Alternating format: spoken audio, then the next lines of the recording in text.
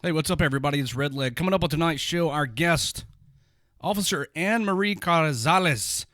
She's a Marine Corps veteran who's also a police officer and was shot in the face at point-blank range. She was also shot one other time.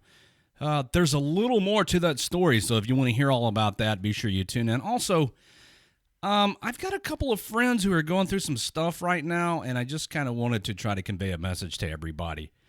If you have problems that you've created for yourself, you need to fix those. You need to move on with your life. If you're going through problems that someone else has created for you, you need to cut that person or persons out of your life, get your shit together, and move on with your life. The only person that can fix things for you is you.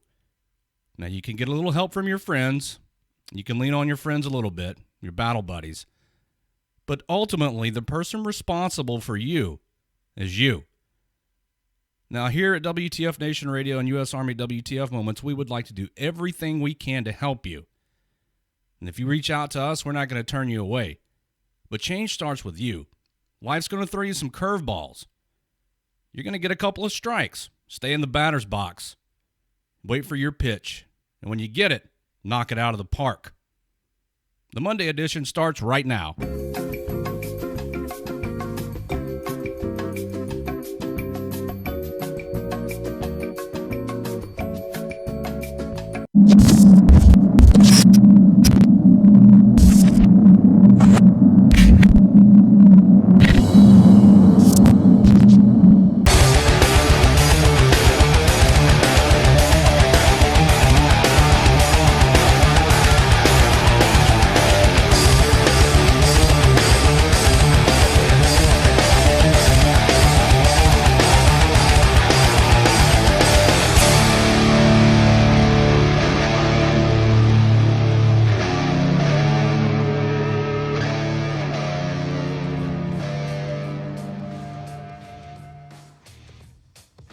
Oh, is this thing working? We're here. Happy Monday, everybody. Cheers. You've tuned into the Monday edition on WTF Nation Radio. How's it going? Hey, how's it going? I'm your host, Redleg, and I do have a co-host lined up. He's trying to overcome some technical barriers right now, but I'll have him here on the phone shortly, momentarily. I'm working on it as we speak. Tonight's guest, Officer Ann Marie Carrizales, is going to be here in the second hour of tonight's show to tell us all about her story and her journey from being a Marine. I guess you're never, ever not a Marine. You're a former Marine. To civilian law enforcement and the incident she was involved in where she was shot twice at point-blank range, including one time in the face. And there's a lot more to that story that we're going to get to a little bit later in this show. There's Jason. Hell yeah, man. What's going on, brother? Tonight's co-host from WTF Nation Radio's Green Room show that takes place every Sunday night at 8 o'clock p.m. Eastern. This is Jason. I had Charlie on here previously, and now it's Jason's turn up at bat. Hell yeah. How you doing, man? I'm good, brother. Pleased to have you here on the show with me tonight. Thanks for picking up co-hosting duties tonight. Always a pleasure. Oh, yeah. It's a pleasure to be on the air, man. I appreciate you having me. Absolutely, and we'll talk a little bit more with you about your show tonight to kind of give people who have not had an opportunity to hear it an idea as to what goes on in the green room. I can dig it. I can dig it too. Spanky's supposed to be around here somewhere. Where you at, Spanks? I gotta get Spanky in here too. I need an adult. I'm overwhelmed right now. Oh, my God. So much to talk about on this Monday, the 8th of May, 2017. Not the least of which is the fact that it's been over a week since my home was damaged by a storm that moved through here, and I still don't have any repairs done.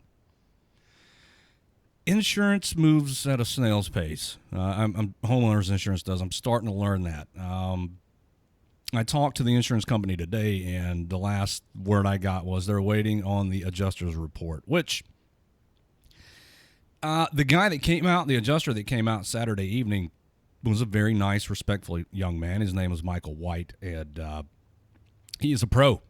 did a great job, found stuff that I didn't even see, and thoroughly documented everything. He's going to pass his report along to the insurance company. I guess I've never had to file anything on homeowners insurance before. This is a first for me. But if I understand the process correctly, he's going to send his report in, and then they'll give me some money, and I'll get everything fixed, I guess. Never had to deal with this before. What a pain in the ass. Yeah, no, I've never had to fuck with homeowners insurance. My last house, we had some stuff happen after a hurricane, but it was still the house was still under warranty, so the builder came out and fixed it all. In my case, it's a roof damage from the wind, and John says, "Who's your insurance company?" The VA. It's actually Liberty Mutual. I'm not overly thrilled with them, but I'm going to give them a chance to see if they do right. But yeah, Liberty Mutual. But now the adjuster, who was an independent contractor, was on his game. Very, very, very good experience with him.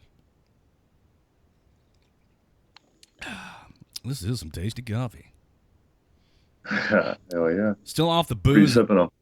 This is just a cup of coffee. I haven't had a drop of booze since before Thanksgiving. Proud of myself.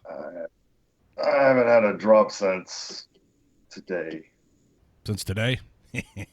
Yeah. All right, I'm going to do a story for you guys, and I want those of you in the listening and viewing audience to identify the two things that are wrong in this story. Actually, I think I worded my question a little more strongly when I presented it to the WTF Nation radio staff. But I want you guys to tell me, I'm going to try to be nice, and I want you guys to tell me the two things that are wrong in this story. All right? I'm going to read the story for you. Angela Fulmer already had enough to handle. She'd recently completed her bachelor's degree in healthcare administration, and she had given birth to her 9th baby just 3 months ago. She also had 2 dogs to care for while her trucker husband was out of town. Everybody follow along closely. There are some important tidbits of information in this story. It's going to allow you to arrive at your decision as to what's wrong, the two main things. So at 1:30 a.m. on March 15th, when one of the dogs was barking like crazy in their Des Moines home, she lit up. "Capone," she yelled, "shut up, you're going to wake the baby." He wouldn't shut up. She called for Capone to come to her. He wouldn't come. "The dog always comes," she said, even since her husband Isaac rescued the wandering stray from a busy highway 18 months ago. Capone, who's a mix of miniature pinscher, chihuahua, and whippet, just looked at her and ran back into the kitchen, an instinctive maneuver that has placed him among national dog heroes. Fulmer, age 32, who has a sense about dogs, thought something wasn't right. Tired as she was, she went to check out what was going on in the kitchen. The plug for the microwave was on fire.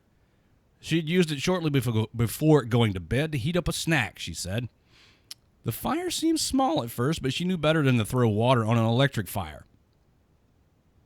She needed to get the kids out fast. She scooped up baby Atreyu, then grabbed her 20-month-old toddler Mordecai because he was sleeping nearest the kitchen. She yelled for her oldest, Landon, age 12, to help gather the other children. Is everybody taking notes? I hope you are. By the time most of the children were heading out, flames shot up the kitchen ceiling, and then the smoke alarm finally went off. She called 911 and did a roll call. "We always do a roll call every time we get in the van," she said. "They're used to it." Landon, age 12, Alexander, age 10, Jadiza, age 9, Ronan, age 7, Inara, age 6, Mezzati, age 5, Khaleesi, age 3, Mordecai, 20 months, and Atreyu, now 5 months, were all present and accounted for outside the house. Capone, he walked out on his own. He saved himself, she said. Now, I'm not going to read the rest of the story. I'm going to stop right there. Listening audience, viewing audience, in the Facebook Live chat or wherever you are, tell me the two things that you think are most wrong with this story, and I'll tell you if they add up to mine. Jason, you got anything on this?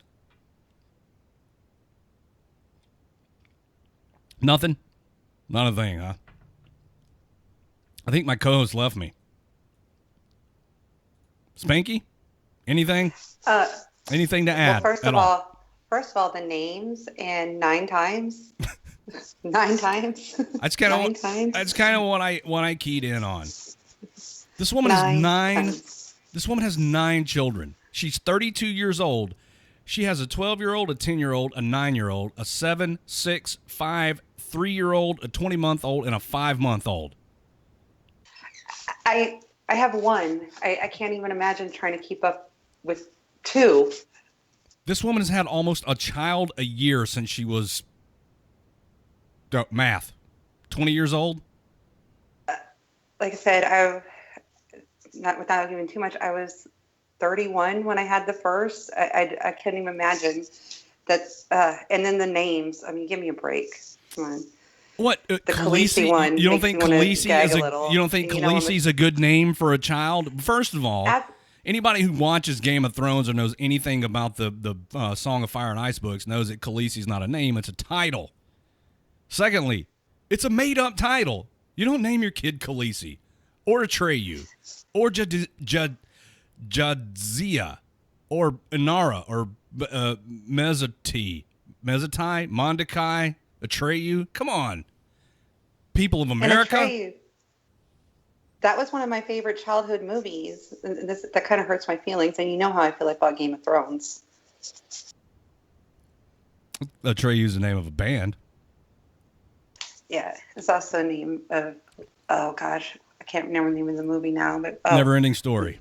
Yes, that one, the dog movie. That was what's coming to mind because that's what my baby brother called it. Weird-looking flying dog thing, and you named your kid after it. Nice job. I mean, who am I to be critical? I'm judging a little. My dad comes from a family of 11. He has 7 sisters and 3 brothers, and then my dad. But I mean, like I said, who am I to judge? It just kind of seems irresponsible to bring 9 children into an already overpopulated world. I agree. To be quite honest, wasn't planning on having any. The girl was, not exactly planned. But I'm glad she's here. But no, I wasn't planning on having any. She just, showed up because I forgot to bring my birth control pills to the field. Same thing happened to me. I have one whom I love dearly. She graduates she graduates on Thursday of this week. She's 16. She's graduating and beginning college in the summer. So no break for her. She's going to school. She works. She has her own vehicle, courtesy of her father, which was a birthday gift. She's a good kid, smart kid. Don't know what I'd do without her, but she was unplanned, and I'm not having any more. Mrs. Redleg doesn't want children. My daughter's from a previous marriage, and that's going to be the end of that. Yeah, like I said, the girl wasn't planned. I'm happy she's here. She works hard. She's kind of an ass, but I love her, and but I guess I have to keep her now. But she works hard. Did it at any point occur to you to name your child Jadzia or Inara or Khaleesi or Mordecai or Atreyu or Mezzoti? No. Mezzoti. I don't even know how to pronounce some of this. No, I actually had wanted to name her Kiriana, and my ex wanted to name her Bridget, and we fought over names, and we came up with her name. I was watching the movie, and we both decided we liked it, and finally we agree on something, and that's how she came up with her name. Excellent. And it's a nice name. Thank you. Very well done. And I don't guess Jason made it back yet. My co-host is lost to the. Oh, there. No, I've been on this whole damn time. Oh, you've been muted. Trying to talk to you. Nice. No, actually, so Mrs. Jason and I, we've got 3. We're trying to have another now. And I tell you, Atreyu has never crossed our mind. Of course not. Because it's the goofy-looking dog thing from that movie that freaked me out when I was a kid. I never watched the movie long enough to get a grasp as to what was going on because it was just too weird for me. Now, I love the movies. The movies were like super fantasy world for young Jason. But I damn sure would not have thought to climb onto that dog. I would have ran the fuck away from it. You know what movie's going to be coming out soon that I want to see? And I'm not a movie guy, I kind of loathe going to the movie theater, and I don't watch a whole lot of movies at home on the couch. But when The Dark Tower comes out, I got to go see it. I've read all the books, some of them more than once, and I like the story. So I really want to see if they can find a way to cram 8 books into a feature-length motion picture and do justice to it. That's what I'm most afraid of with that movie is how are they going to do it justice? How are they going to do the series justice in a movie? I'll tell you what, that's a lot of reading. I don't know if you've read the entire series. It's a lot of reading. But I read several of the series while I was in Iraq, but and it was good. Stephen King is real big on character development. He spends a lot of time on character development, and it makes his books kind of drag on. I don't know if you've read The Stand. I actually put myself through the author's uncut version of The Stand, which is well over 1,100 pages. It's a good book, but he does spend a lot of time on character development. He's a great writer. There's a lot of interesting shit that comes out of that dude's head. Yeah, I like the way he builds them too, because you really get to it. It makes it personable because there's some aspect of one of the characters in the book that you're going to be able to relate to. Absolutely. And because he spends so much time developing his characters, if you have the patience to read these books, you kind of, like you said, you kind of get an attachment to the characters in the books because you feel like you know so much about them. And I don't mean to bore everybody with, reading, because I know reading's not hip or cool. And I read a lot. I guess that makes me a dork or a nerd, whatever. Labels. I don't care. Stephen King's one of my favorite authors. When I read the first few of the Dark Towers that I read, I can't even remember the titles now. It's been a while.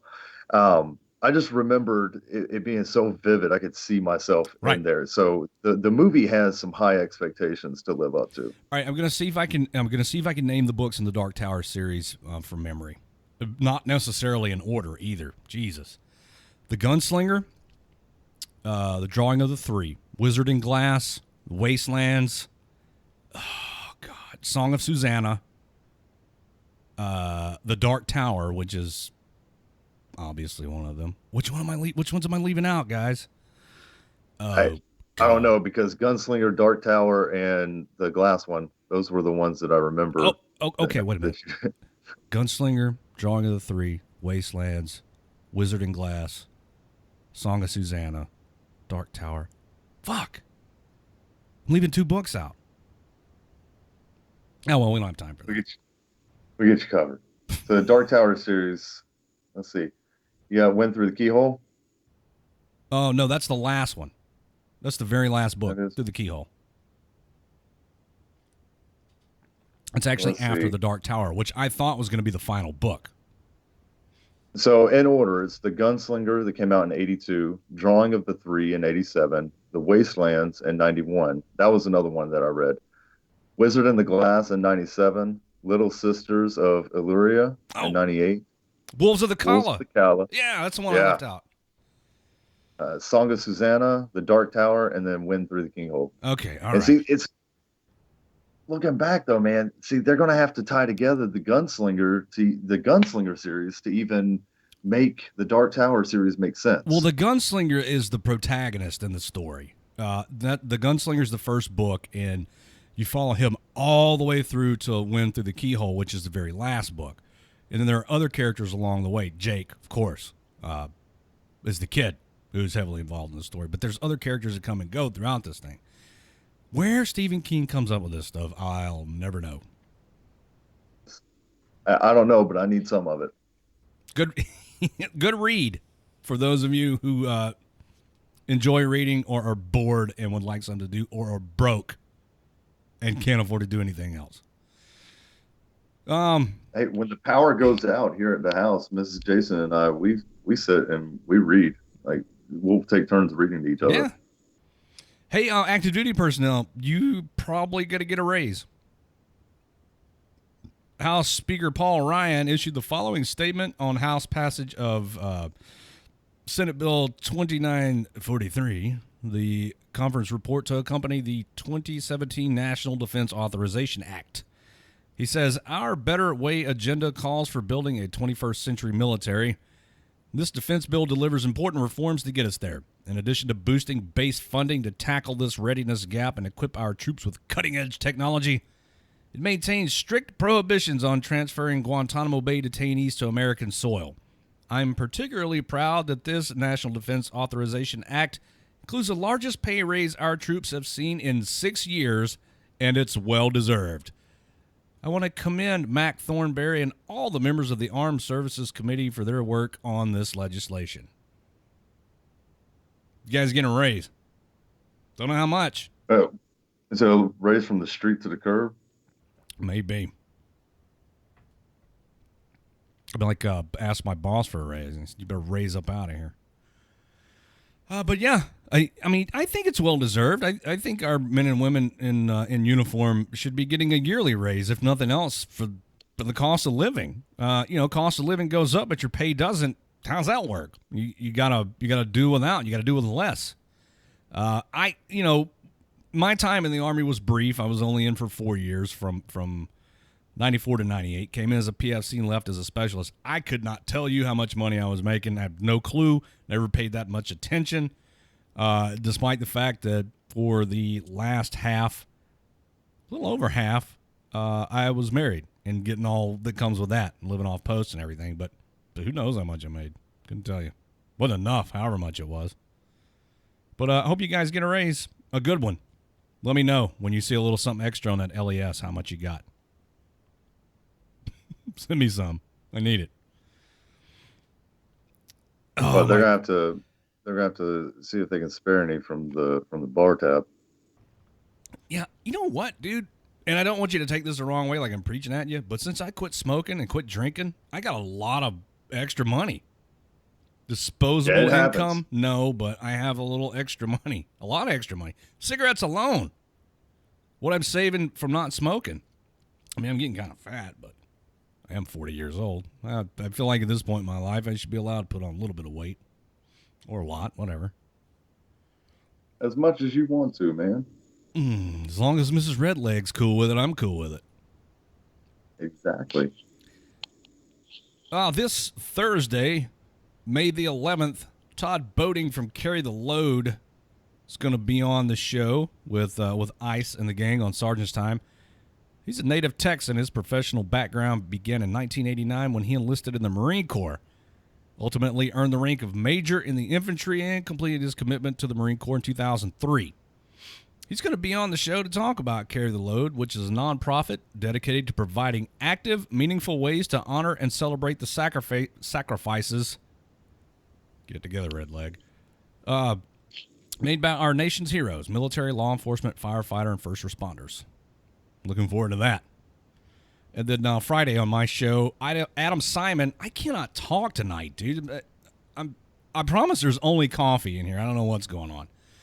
On Friday, on my show this Friday, Adam Simon, writer of Man Down, is going to be on to speak with me. He wrote the script to the movie Man Down, and the movie's about a homeless veteran that Adam met while he himself was homeless with 2 kids.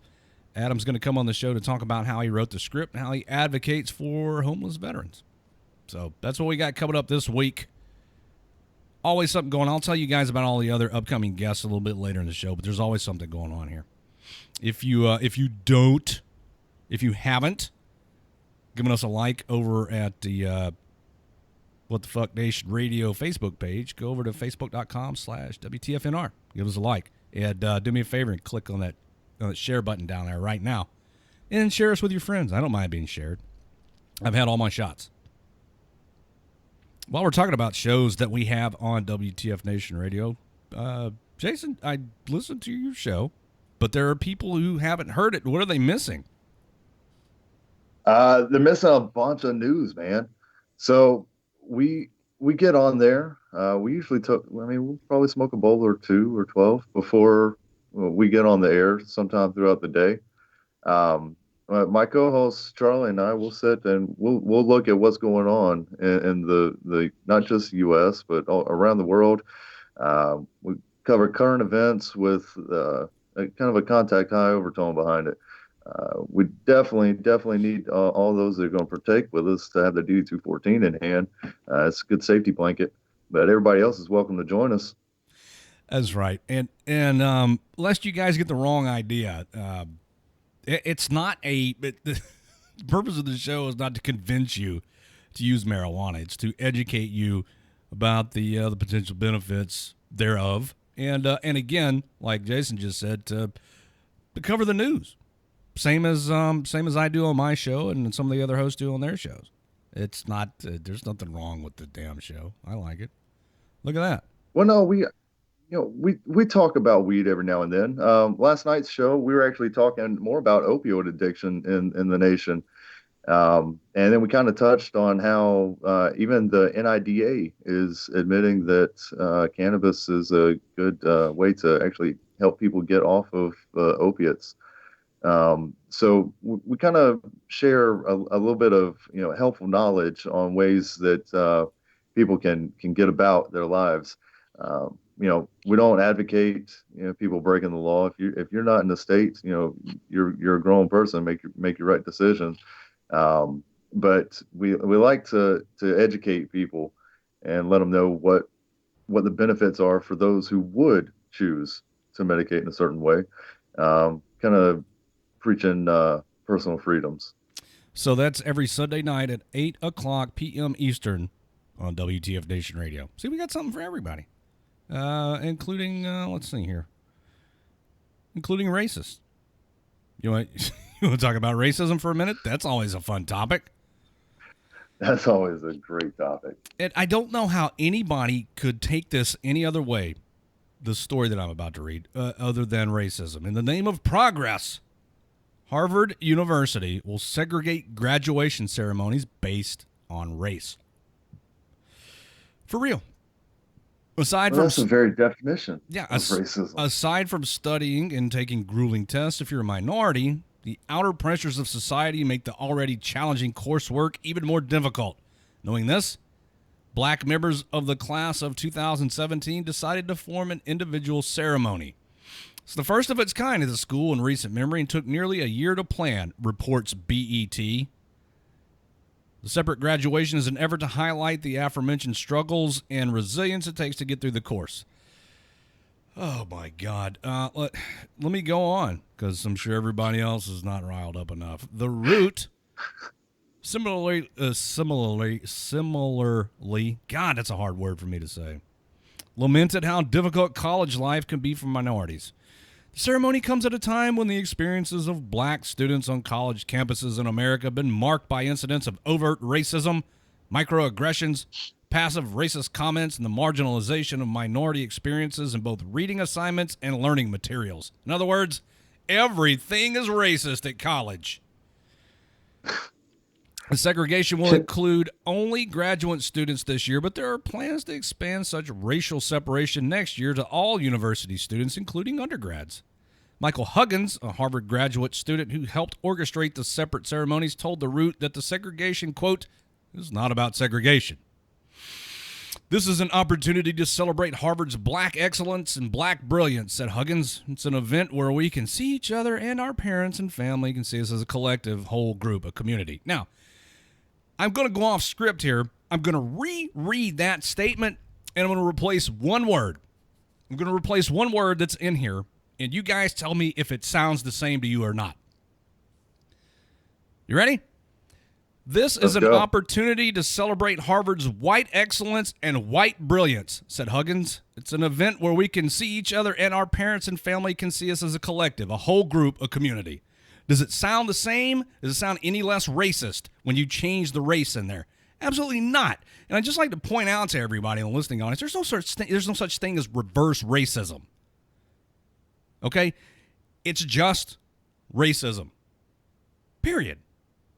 So for any group to segregate itself, or for any group to force any other group to not participate in something based solely on their race, or for any group to separate themselves willingly and knowingly along racial lines is just racism. Period. If you want to argue this with me, you're welcome to try to call in if the phones are working. Probably not. 415-889-8367. If you really need to talk about it, I can call you. But this is just racism. So how is this okay? I changed the words black to white in there, and if I were to do this in a certain setting, everybody would lose their mind. Dude, this whole situation is asinine. The whole point of going to college is so that you can learn how to work in a professional environment with everyone. Right? That's the reason we go to school. School is regimented the way it is so that whenever we get out, we're prepared for the work life. Going to work at 8, getting out in the afternoon. Uh, this is this is ridiculous. This is ridiculous. Everybody gets a fair shake with me, personally. I don't care what color you are, where you come from, what background you come from. Everybody gets a fair shake with me. Until you prove yourself to not be worthy of my time, and not to, that is in no way an insinuation that me devoting any amount of time to anyone is somehow I've bestowed some gift upon them.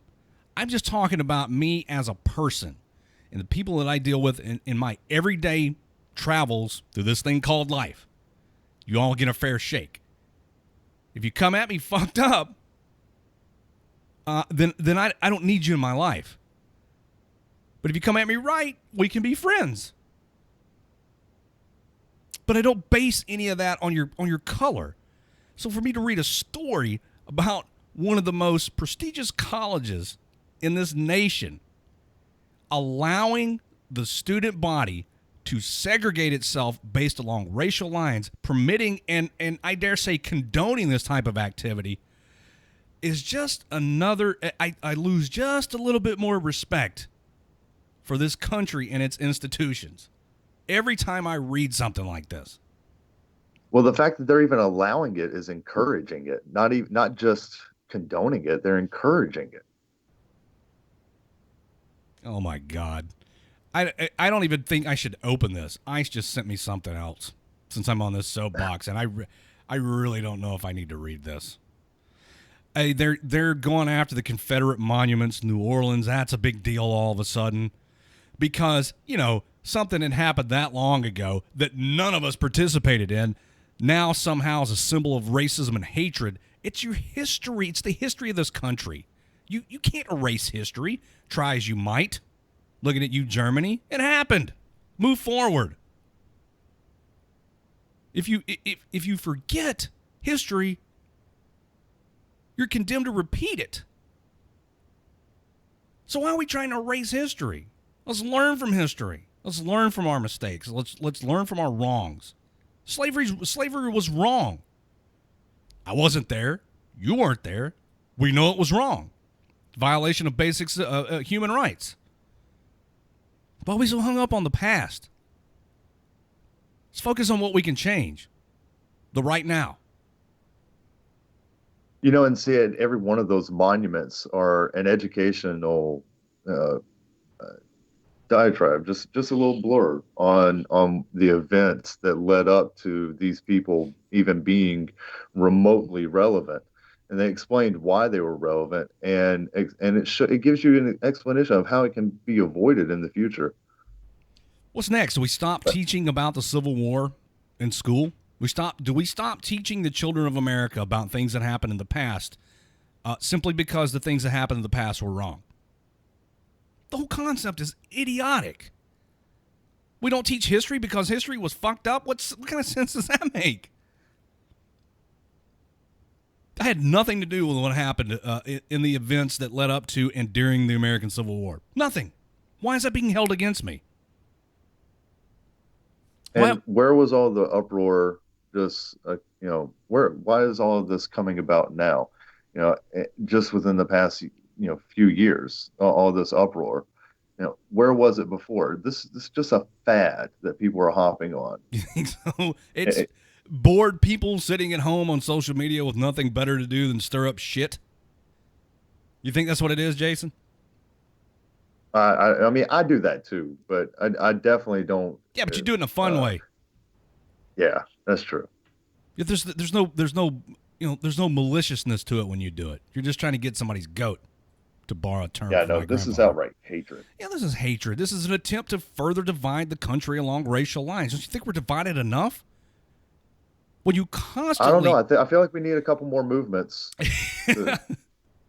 when you constantly bring up race, regardless of what race you are, when you constantly, and I guess I'm guilty of what I'm about to condemn right now, but when you constantly bring up race over and over and over, and make an issue of it, you're furthering the problem. I'm not here. I'm gonna have to. I don't even think you're in the wrong in bringing up race, because in the context that you're bringing it up is the context of it doesn't fucking matter. If somebody's an asshole, they're an asshole. It doesn't matter if they're black, white, yellow, purple, green, or blue. I hate those blue assholes. Don't like them one bit. Dickheads. But I think the issue here is that people are coming up with problems, but nobody's coming up with a solution. Roosevelt said something about that. To constantly bring up race in the context of, this is my race and here's why your race sucks is damaging to society. If you stop talking about it, it goes away. And that's what we need, man. I mean, how are we supposed to ensure the security of our country when we're fighting amongst ourselves constantly over something stupid and inconsequential? The color of someone's skin. It's ridiculous. Well, and you see it roll over into the military. Like, these people that are out in the streets, not all of them are shitbags 100% of the time. They just, they're 75% shitbags.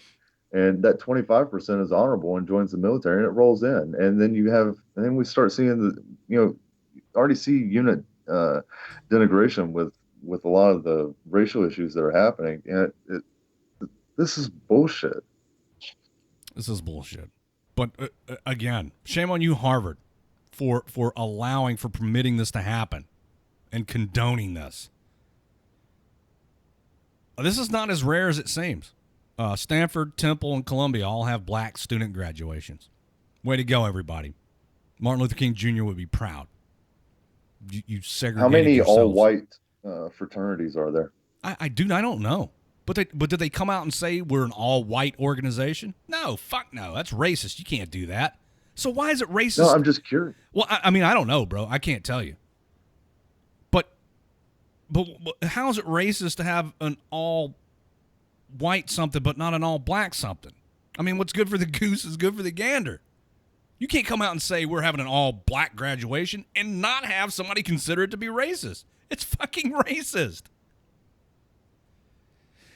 Oh my God! Wake up, people of America! You're fucking your country up. You're causing these problems.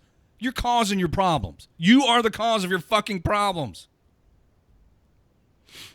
When people feel powerless or less powerful than they wish to be because of an election, they overcompensate in their fiefdoms, becoming extreme in their small worlds like campus politics, workplace antics, etc., etc.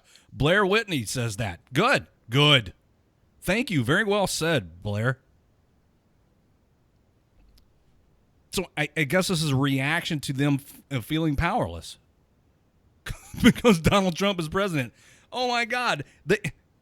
Look, how much dumb shit can we tie to other dumb shit? We're going to end up being the laughing stock of the world. People are going to point their fingers at the American people and say, "Look at these assholes! They can't agree on anything, and everybody's up in arms over shit that's inconsequential." I got to figure out how to feed my kid tonight. But look at the Americans fighting over fucking who the president should be. The people of America spoke. The Electoral College is what it is. It's done. Deal with it. I don't like it any more than you do. I don't like Donald Trump. Donald Trump's an idiot. He's a fucking clown. This dude doesn't know what he's doing. I don't like Hillary Clinton either. No. Unless you get the wrong idea, I don't like Hillary either.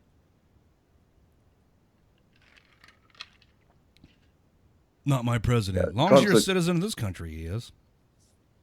I'm sorry. Go ahead. I cut you off. No, that's cool, man. I keep doing it, dude. That's my fault. I said Trump's the clown, face paint and all.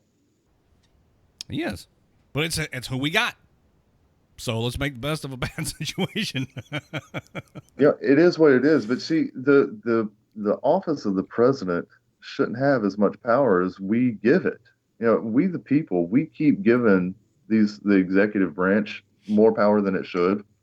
We keep focusing on these things, and none of us, and I'm saying this collectively, are out there making the changes where it counts, and that's in our communities.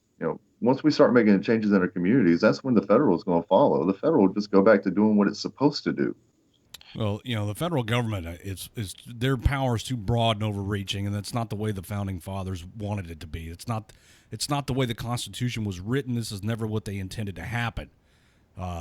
States' rights. Let each state do its thing. Power, let's give the power back to the people instead of letting the government run over you all the time. And now I sound like some extremist nutcase, but I mean, doesn't everybody think that maybe the government is a little too involved in your daily life? A prime example, and this is me speaking as a former law enforcement officer. I used to be a cop, for those of you who don't know this. The seatbelt law is one of the most ridiculous laws ever passed, and all 50 states have it, in which you could be fined for putting yourself at risk of injury in a vehicle if you are involved in a collision. It is against the law for you to not restrain yourself in your vehicle because you might get hurt if you're involved in a collision. The government wants to protect you from yourself? How is that the government's place? Yes, Eric, he's been in office 4 months. I know. And it doesn't change my opinion about him whatsoever. I'm not getting off on this tangent about President Trump. I mean, he's the president of the United States. Do I think we should have Donald Trump running this country? No. And then the question inevitably always comes up, well, who would you pick? I don't know.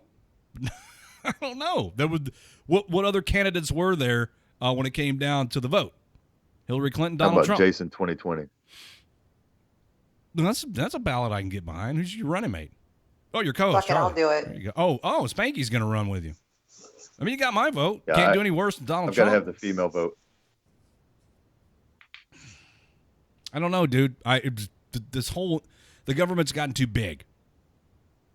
In a number of ways. Somebody's going to think I'm some anti-government nut job. And nothing could be further from the truth. I think we need a government to govern the country. But to what extent? Stay out of my personal business. When I drive my car. Yeah, govern the nation, not the people. Yeah. Let the state be for the people. When I drive my car by myself on roads that my tax dollars paid for, if I don't want to wear my fucking seatbelt, I mean, how is that the government's place to protect me from my? Oh, here's a ticket, Redleg Ice 2020. Thanks, Pip. I don't want to. No, I'm not running for the presidency. I couldn't deal with it. All the horseshit fuckery that goes on up there in the White House and on Capitol Hill, all the glad handing, pocket padding, fucking backstabbing bullshit that goes on up there. No way. Suicide's illegal, Robert says. Yeah. You kill yourself, you've broken the law. We'll put my corpse in jail. Suicide sucks, but if it's a decision that somebody has reached, that's going to sound like I'm advocating suicide. No, but the point here is you do what you want with yourself. You want to get blasted out of your mind on drugs every fucking day of the week? Fine, shoot. Who else is that affecting? That's Darwin. Darwinism is a lost art. Natural selection, it's because right? Our government. Yes. Natural selection. Let the shallow end of the gene pool fucking dry up. We'll all be better off for it. Yeah, and so right now they're starting to infect our waters. I'm sure tonight's guest, Officer Ann Marie Carrizales, is really going to want to follow the first hour of the show after this tirade that we've gone on, or that I've gone on for the most part.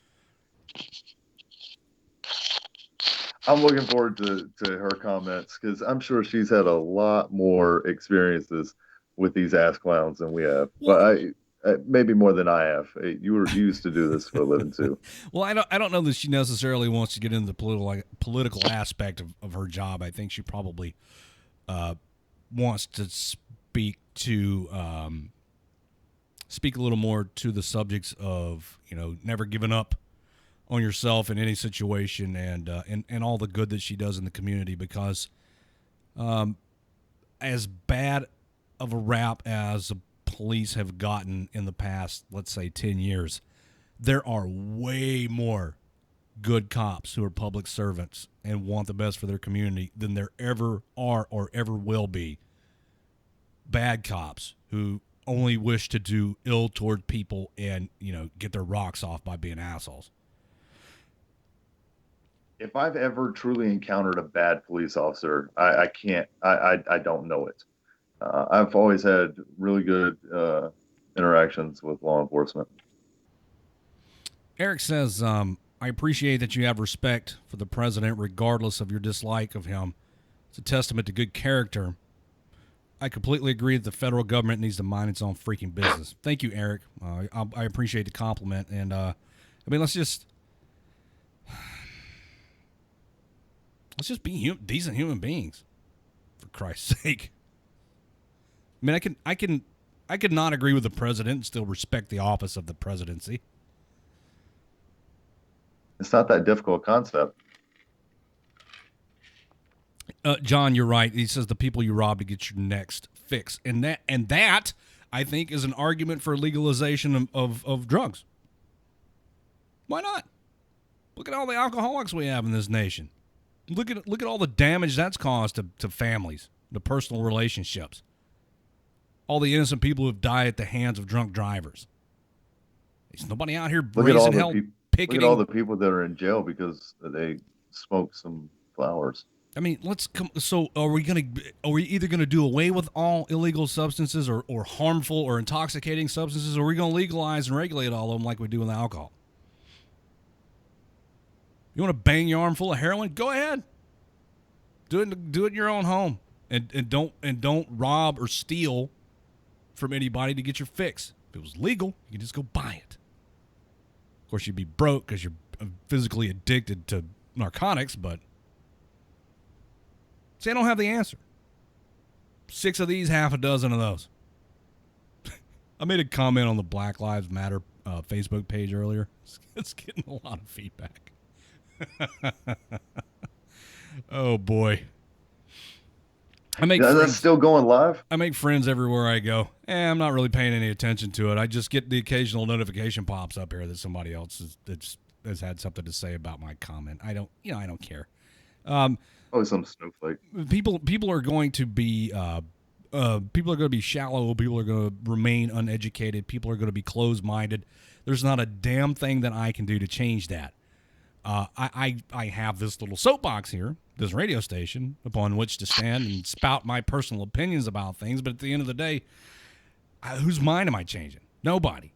People are set their ways, and I can try to impress upon them the importance of being open-minded and trying to see things for what they are instead of what small pockets of people would have you think they are and would lead you to believe. But I'm not a mind control expert. I can offer you an alternative view to something, and give you my opinion and offer you resources. But beyond that, there's nothing I can do to change your mind. If you don't like me, there's no way I can persuade you to like me. You've made up your mind. I can just throw out there that the fact that I'm not a complete asshole or a complete idiot, partial on both, but you can make up your own mind.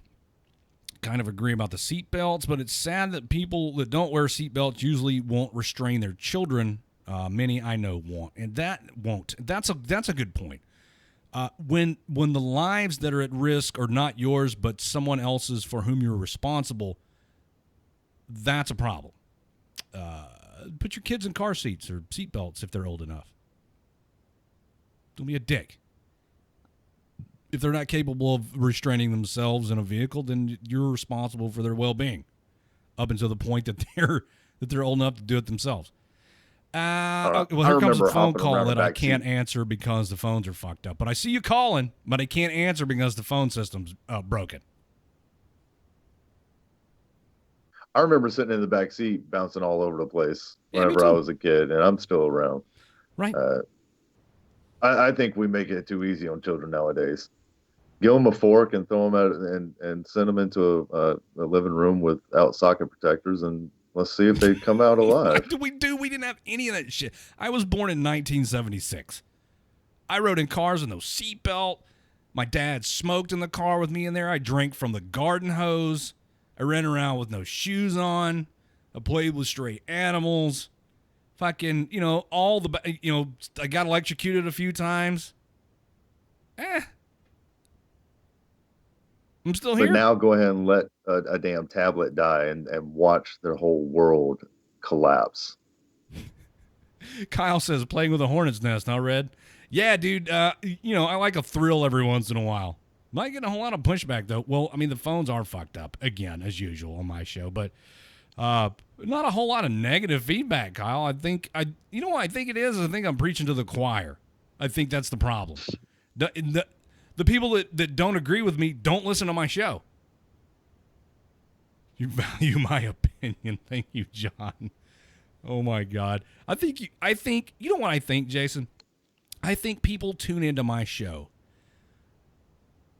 only to hope I have some come apart or meltdown so they can laugh at me. I think it's the only reason anybody tunes in. They don't tune in for the news because they've already all read the news. They don't tune in to hear my opinion on something because it's not really that different from their opinion on something. Everybody is waiting for me to have a meltdown so they can laugh at me losing my shit. And I'm not going to give you guys the satisfaction. I'm going to remain calm for the duration of this show. I think that's probably something you're gonna be able to accommodate today. I feel like I've blown enough of my smoke through the airwaves for you, but I got you covered, brother. It's the good vibes I'm getting from you, man. You have a calming effect on me. Hell yeah, man. Yeah, I got that effect on everybody. Well, let's see. We'll talk about one more thing before the break. Go ahead. Oh yeah, no, man. I go through my life. I just look at it. The sky is blue. The grass is green. The sky might not always be as blue. The grass might not always be as green. But fuck, I'm upright. As I've gotten older, especially from age 30 to age 40, I have become less and less uptight about stuff, more relaxed and understanding and willing to listen to other people's opinions on things, whether or not I agree with them on their position. And I find that it's just easier for me to make it through the day and healthier for me and a lot less stressful if I just let a lot of shit go and just do me, man. Live my life with my small circle of people that I care about, and let everybody else do their shit. If the social justice warriors and the Black Lives Matter and the base stick man and all these other nut jobs want to do their thing out in the public and try to prove a point that nobody's really paying attention to, let them do it. I just want to live my life and enjoy it. And do some things before I die, which is going to be, 40 years went by quick, man. I got to enjoy this ride that I'm on. That sounds kind of morbid, but we all die eventually. What happens when you get upset? Whenever you get upset with someone, two things happen. You get ill, they get ill, and neither one of you are listening to the other at that point. I still get into verbal disagreements, especially with the missus. It happens. But you know what? Whenever it comes down to it, you just kind of step back and look at what's really important and what's really happening. I think the reason that I haven't killed anybody in the past 14 years is because of my wife. Hell yeah. Because she never gets upset. She never raises her voice. She never gets aggressive. Her diminutive 5'1", stature is not very intimidating. She has a very, very calming effect on me and everyone else around her. I give her a lot of credit for me not, ripping the heads off of people. But again, as I've gotten older, I have refused to allow things that would have made me angry in the past to make me angry now, because, like you said, Hell yeah. what does either party stand to gain? Nothing. You're just both pissed off, and there's not a fucking thing either of you can do. You're gonna go outside and fight. What's that gonna solve? You feel better now? Your hands are sore. You got a black eye and a bloody nose. Nobody wins. No, that's no win. No, the missus and I, we're both passionate people. None of the fights are real. None of them are real. But we're just passionate, and just sometimes we like to just get at each other and yell it out, and then about 5 minutes later, we're laying on the couch, cuddled up, watching TV. Well, yeah. I mean, and I guess that's the nature of your relationship. That's how it works. Oh yeah, man. I got the best woman alive. I know you're going to argue with it, but can't prove it by me. Yeah, definitely going to argue with you on that one, because I'm married to the best woman alive. Well, okay, we'll talk about it during the break about that. Oof. All right, I am going to take this break now. I'm going to start the break a little bit earlier because I have a video I want all of you to see, and for some reason my thing right here that I used to control the crap over here with is not working, so I got to look over here. I'm going to share this video with you guys, and then a couple of songs. When we come back, we'll have tonight's guest on, Officer Ann Marie Carrizales. She is a Marine Corps veteran, civilian law enforcement officer, who she has an extremely interesting story to tell all of us, motivational, inspirational story to tell all of us. Coming up after the break, everybody. Don't go anywhere. We'll be back in a little bit with more of the Monday edition right here on WTF Nation Radio. WTF Nation Radio is in the house.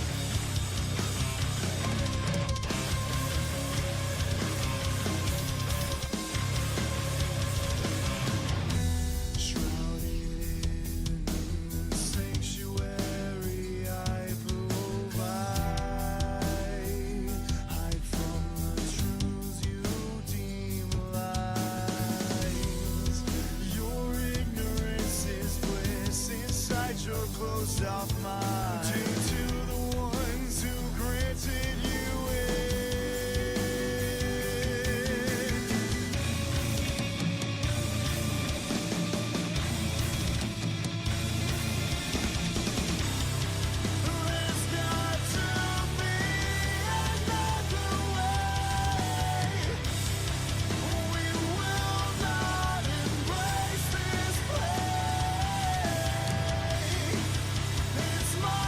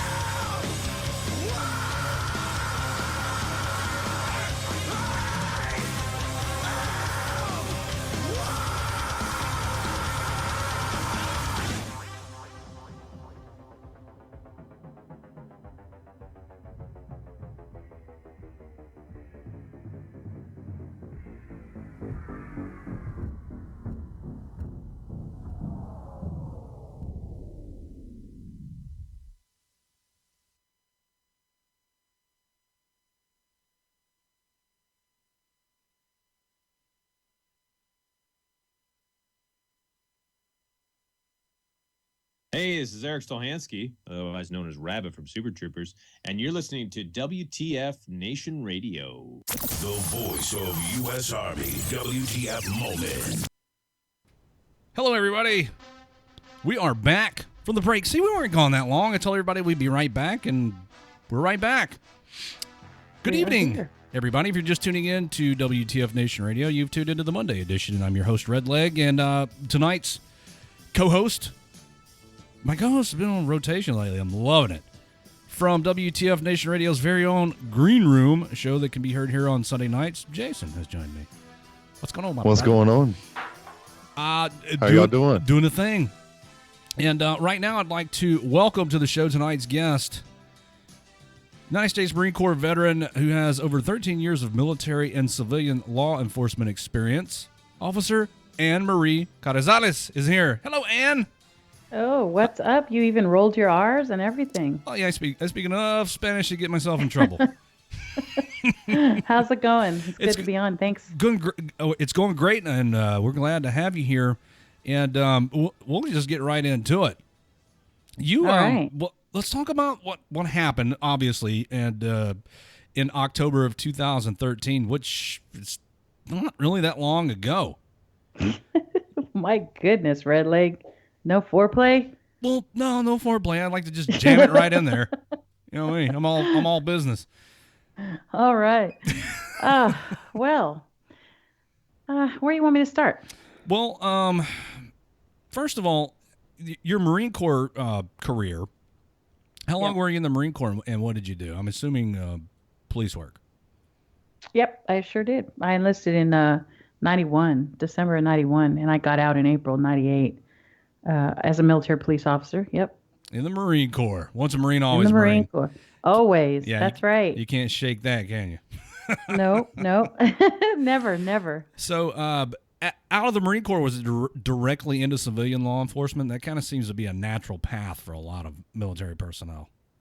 Well, no, I did a little different. I didn't go directly into civilian policing because I actually started boxing while I was in the Marine Corps. Oh, okay. So I was actually the first woman in Marine Corps history to represent the Marine Corps in the sport of amateur boxing. So I started doing that my last year in.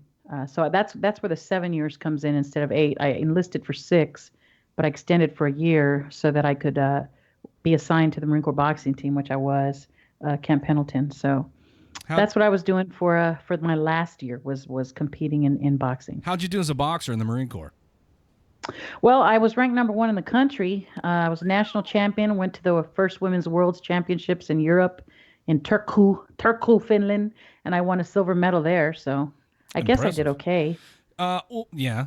I mean, you traveled the world punching people in the face, and you got a silver medal for it. So you must have been doing something right. Well, yeah, no, it was really good times. I can't. That's no matter what happens in my life, how bad I mess it up or how well I do. Nobody really could ever take that from me. I'm really, really proud of being a pioneer for women boxers in the Marine Corps. So that's something I'm really proud of. So I was boxing for the last year in, and when I got out, I decided to go ahead and transition into the pro ranks after a bit more of amateur competition. And then I went ahead and decided to come back into law enforcement, but I came in as a dispatcher. Was doing that kind of here and there in different agencies for a while I continued boxing. So, from Marine Corps boxer to professional boxer slash dispatcher and I worked with some guys in my law enforcement tenure, guys and gals both, who started out as dispatchers, and it just didn't quite give them a sense of fulfillment. They wanted to be out there in it. Hey man, I got to tell you, when as an MP, at least on Pendleton, I don't know about all the other MPs all over the Marine Corps, but as an MP, dispatching was a part of a district you could be assigned to. So all of us dispatched. I mean, the majority of us dispatched. You could be working this district one night, that district another, and some nights being dispatched. So we did it all. That's how Marines do it. I don't know how about you Army guys do it, but that's how we do. Okay, all right. Okay. and so I really liked both. And I got to tell you, man, dispatching is not easy work.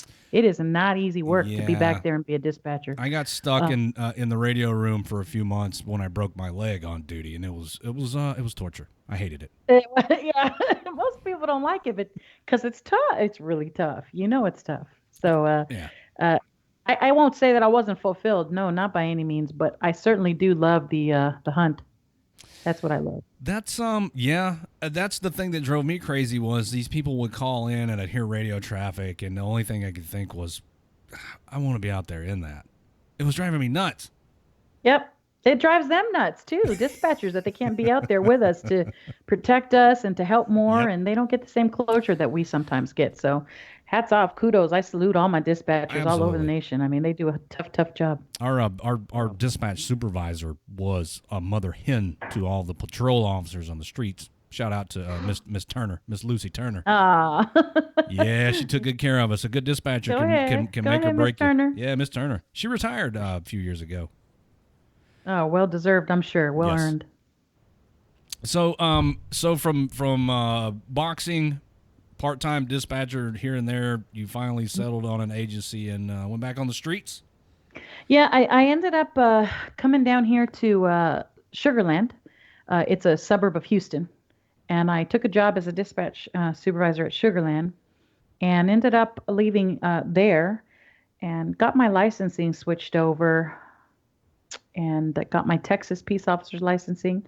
A really good friend of mine helped me do the legwork and research how to get that done. And I went ahead and transitioned to Texas peace officer license and started work with Stafford Police Department, which is just another neighboring suburb to Houston. So I started there in 2010. There's a lot of suburbs around Houston. Yeah, there's a lot of suburbs, and all the neighborhoods have, their own little names, like subdivisions. So nobody goes, like, oh, where do you live? It's like, what subdivision do you live in? That's how it is here. And my first wife was from Katy, Texas.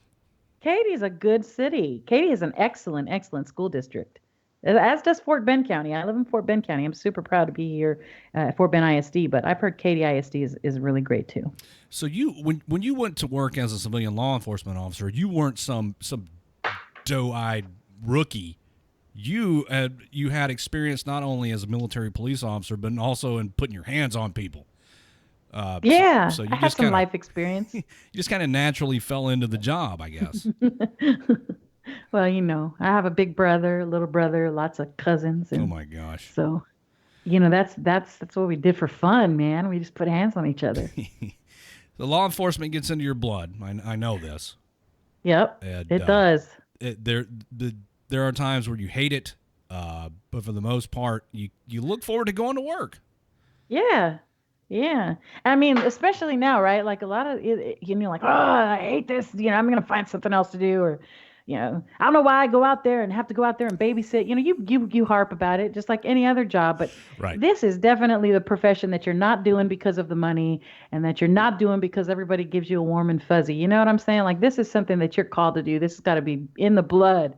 And my daughter told me, she said it once after I got shot up. She says, so you mean to tell me that instead of doing it full time now, you're going to do it as a reservist for free? That didn't make sense to her. But again, Case in point is like you said, it gets in Right. the blood. Yeah, It gets in the blood. if you're a reserve officer or a part-time officer, you maintain your certification and you go out and you do it because you like it and you like helping people. You really hit the nail on the head. There is no money in law enforcement. None. Nope. You don't do No. it for the pay. Right. You do it because it's something that you enjoy, and there's a lot of opportunity there to help people, and that's, I think, is what draws probably about half the cops back to work shift after shift, and the other half enjoy the thrill of hunting down the bad guys and putting them away. Yeah. Yeah, I mean, we'd be liars if we didn't say we're somewhat addicted to the madness of it all. True Because I story. think we are. We are. And then sometimes you find yourself in a situation where somebody would want to do you harm or kill you, as Right. What happened to you. And I also have a story of a close personal friend who found himself in that same situation. And we can share our stories. I can't speak from firsthand experience. I was there in the aftermath of what happened to my friend. He was also shot in the face. So Yikes. yeah. That gave me goosies. You want to go first? Yeah, you want to go first. That's exactly right. Yeah. You want me to tell Freddie's Yeah, story? let's hear your story. Come Okay. on, let's start exchanging some more stories. I had been working the streets for a few years, and my agency saw it fit to take me off the streets and put me in administration, which kind of sounds like a bad gig, but it wasn't, because I worked 9 to 5 Monday through Friday. The hours were great, and Right. I was still part of the tactical team, the SWAT team, so I still got called out for those. But for the most part, I spent my days in the office unless something was going down, and I got to get out and get involved in it. But I was leaving to go to lunch one day, and there was a broadcast, a countywide broadcast, that an officer in a neighboring agency had been shot. So this was as I was walking across the parking lot of the police department to go to lunch. So I got in my car and I headed that way. And when I pulled up, there were a couple of other officers on the scene and an ambulance. And Freddie was already being tended to by the paramedics. And what had happened, I learned later, is that he had stopped a car for a traffic violation.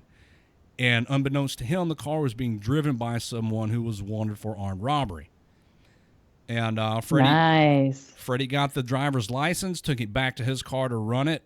And when he sat down in his car, the driver got out shooting a .45 caliber handgun.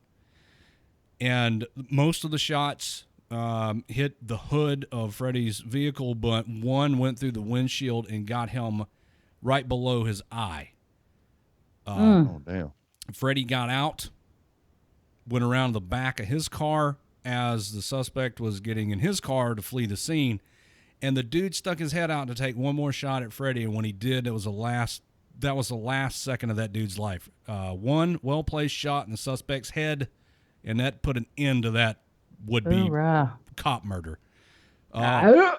Freddie's still a cop here in the agency, the jurisdiction where I live. I moved to the town where he's a cop. He is now a sergeant who is in charge of their criminal investigation division. It's a rather small agency, but Freddie's a good cop.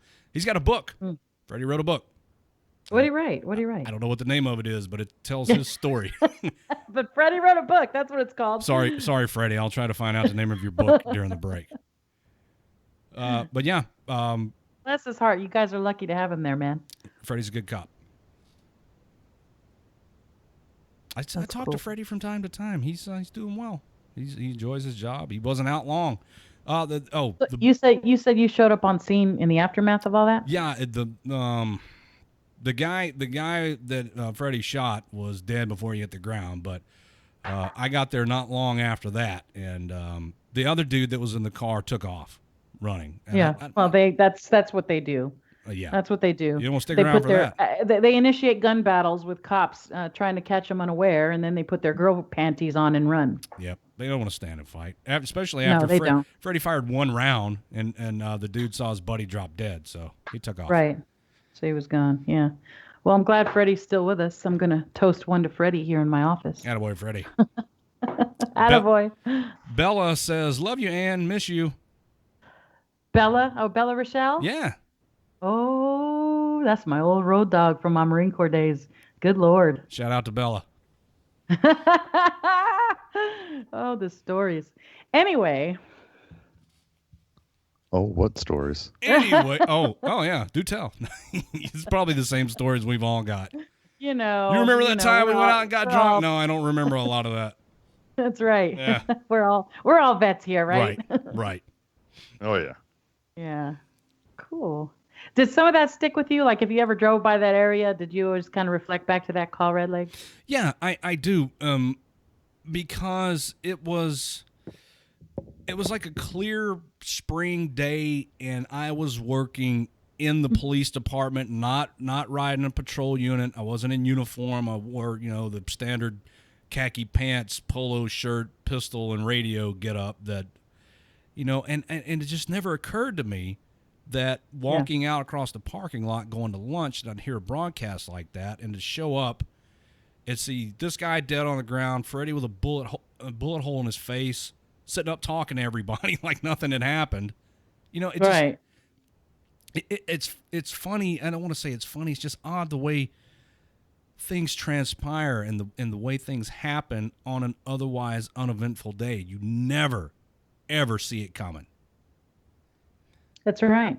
That's right. And it's, I say this, I travel and do a lot of speaking, and I say this when I'm speaking, it happens in seconds, and everybody's like, yep, it happens in seconds. But I don't know if you can truly, really process, it's really less than seconds is what it feels like. Yeah. It's like milliseconds. I don't know if there's such a thing.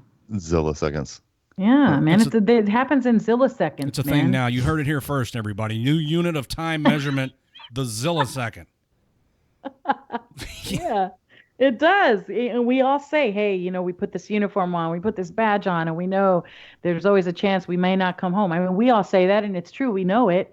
But I think sometimes, just like anything else, it can become like mundane or monotonous. I don't even know if those are the right words I want to use, but you kind of just get, like when you tell the wife or the husband, I love you too, love you too. Complacency. You know what I mean? Yeah, that's the complacency that can creep in, and there's a lot of exciting things that happen in this work, but there's a lot of downtime too, and you just have to remain vigilant. My daddy always tells me, head on the swivel, Mama. Yeah. He used to text me all through the night because my daddy's an old war vet. My daddy's an old Vietnam War vet, so he's up through the night because he gets no sleep either. Yeah. So it's always head on a swivel. But yeah, I had 2 shootings in 1 year. I had my first officer-involved shooting with Stafford in 2012, October 14th of 2012. And the second was October 26th of 2013. So my chief was like, hey, how about next October we just give you off? Take the month off. Yeah. Paid vacation. Right. A month's worth of pay is well worth the amount of paperwork that the chief has to do because you keep shooting people. Oh, God, bless his heart. He wanted to retire. I mean, I had the honor of having, the longest running chief of police in the state of Texas as my chief, and he wanted to retire, bless his heart. But we kept him pretty busy. Well, your month of October is his month of November, December, and January. Then there's that. But yeah. So you want to hear my story? Yeah, I do want to hear your story. We talked about Freddie, and when I heard that you were coming on the show and it got kind of a brief synopsis of what happened with you, I was like, holy shit, this is like deja vu, but a lot better looking. So, photo wonder. Freddie's not real easy on the eyes. I mean, he's a dude, so I'm not into dudes, but to each their own. You brought the foreplay afterwards. You're supposed to started with the foreplay. Yeah, you're. I hope you don't do this at home because it's like ass backwards, man. My methods, Jason. You're embarrassing me. I got a way of working these things, and you're really kind of killing my vibe over here. Yeah. Damn it! I'll send in all the good vibes, man. I'll get it started going. That's all right. We'll get it right during the break. Yeah, we'll get it right during the break. We'll get it together. I understand though. You guys are Army dogs. I get it. It's no problem. Oh my God, here we go. We're both red legs. We're both red legs. Red He's leg? the red leg though. Should it be red leg? Yeah. Yeah. Right. Sunshine Sanchez says hi. Semper Fi, sunshine. She says, "Hey, Semper Sister." Yeah, cool beans. Semper Sister, is that a thing? Oh my God, Chesty Puller's rolling over in his grave. Hey! What? Easy, Dynamo. Oh man. Here we go. And it starts. It starts. Go ahead. It's your So- turn. All right, no, I'm sorry. Go ahead. So, yeah, I'm just, we're going to press on. How about we press on? Sure. We could go back and forth. I do that well. I'm down. The innuendo is strong with this one. And please, go ahead. I'll shut up now. Mm-hmm.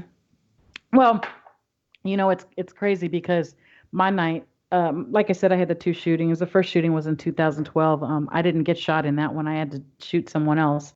And it was basically my arm was pinned in a window by a suspect who decided to drag me and my partner down the road there. And at some point, slammed on the brakes and I go flying. The glass breaks. I go flying. It's very dramatic. And I ended up on the ground, flipped over, kind of did that little tuck and roll from what I understand. I don't remember it, but witnesses said that I flew from the car, hit the ground, rolled, popped up, and I remember I thought I actually landed on my feet. I was thinking I was pretty badass. Ninja skills were strong that night, and I thought I landed on my feet. And I ended up actually in front of the headlights of this car, and I had some glass pieces in my eyes. Couldn't see very well, but I could see the silhouette of the steering column there. And I saw these hands on this steering column. That's all I saw, and I drew my firearm, and I fired one round. I went through the windshield. It stopped him, hit him in the face, and it stopped him. Young man survived that shot. Good for him. Hope he does something really positive with that second chance. But, it's funny because after that first shooting, and I like to refer to it as my round one because, my boxing background, my boxing Right. history, I really just think that, this is not a cop story. This is a human being story, really. We could all relate to it because I think we, in life, we're taking it round by round, day by day, fighting just to get through, another day sometimes. Everybody has trauma. Everybody has pain. You don't have to be, a law enforcement officer shot in the line of duty to feel that. You know what I'm saying? I like that analogy. Absolutely. Yeah.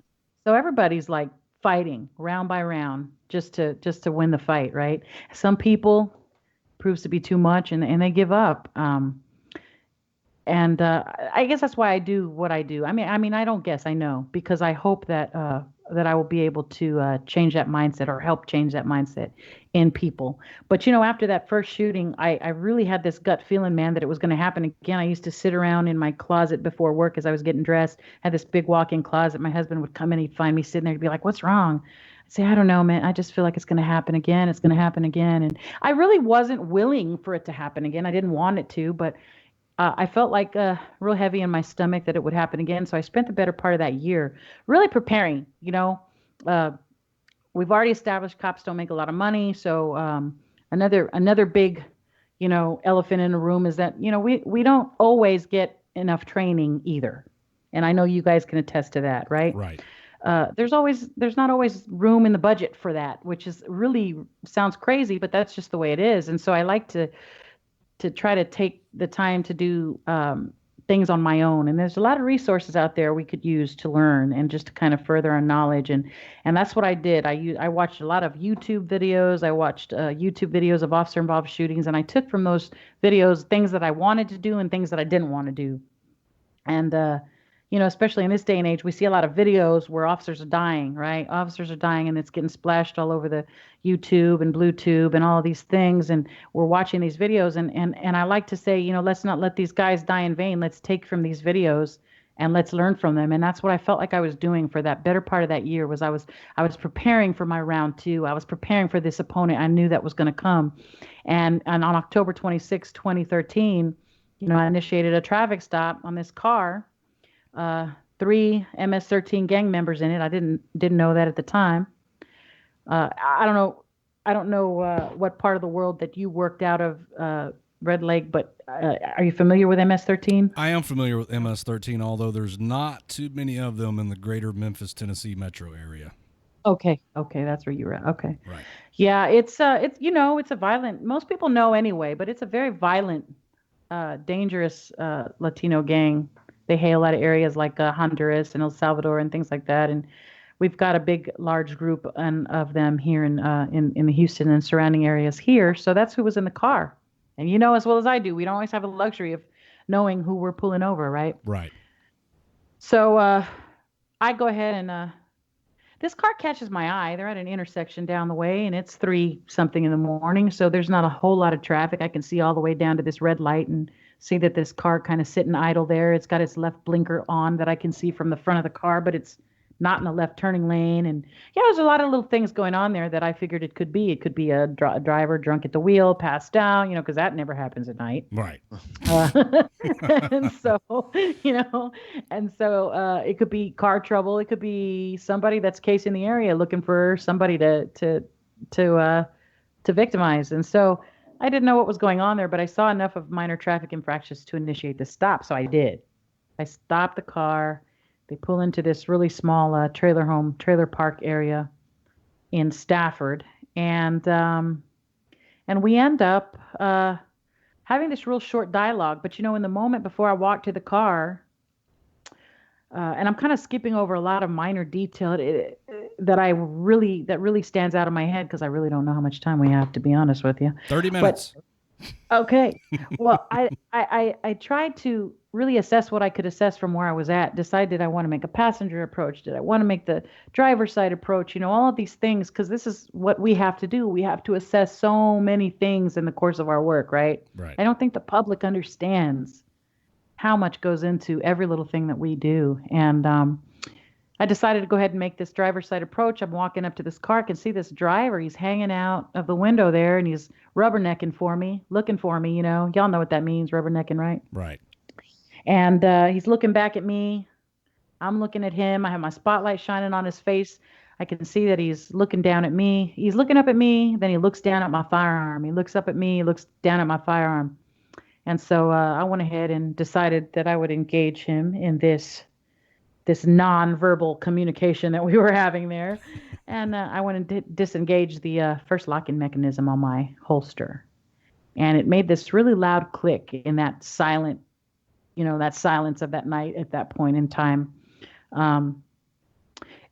We had a very short dialogue. There was a lot of questions I was asking that I honestly really didn't care what the answers were. I was basically just asking questions so that I could establish body language. And, I could see they were all, at least the two, there was a driver, there was a passenger behind the driver, and there was a front seat passenger. So this is what I was working with in the vehicle.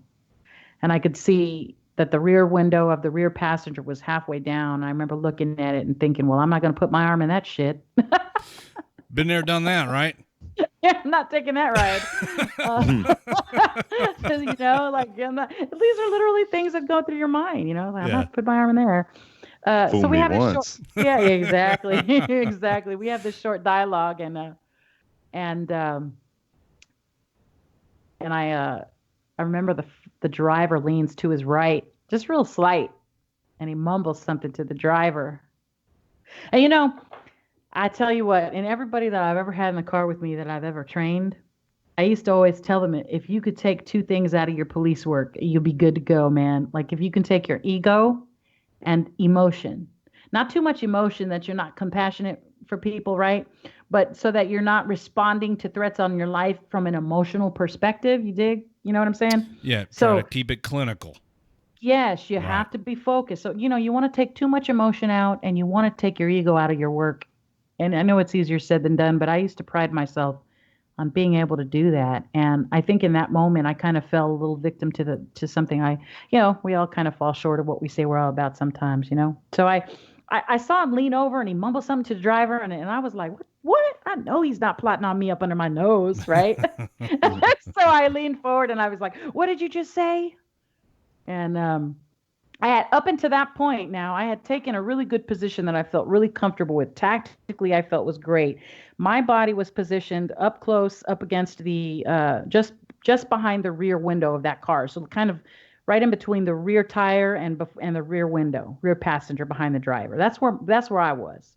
And although I felt tactically really good there, I was also giving up a lot of what I could see in the car, you know. Right. You only got two eyes, one set of eyes, and three people, and three pair of hands, and all this jazz. So I was really feeling good where I was standing. But when he leaned over to the right and he made that comment to the driver, I got offended by that, and my ego probably got the best of me. I leaned forward, then gave up a little position there, and I said, "What did you just say?"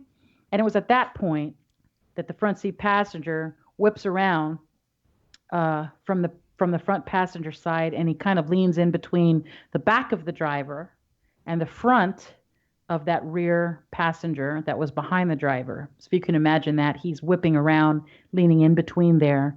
And I didn't see him produce a weapon, but I actually I actually saw him at the precise moment he fired it.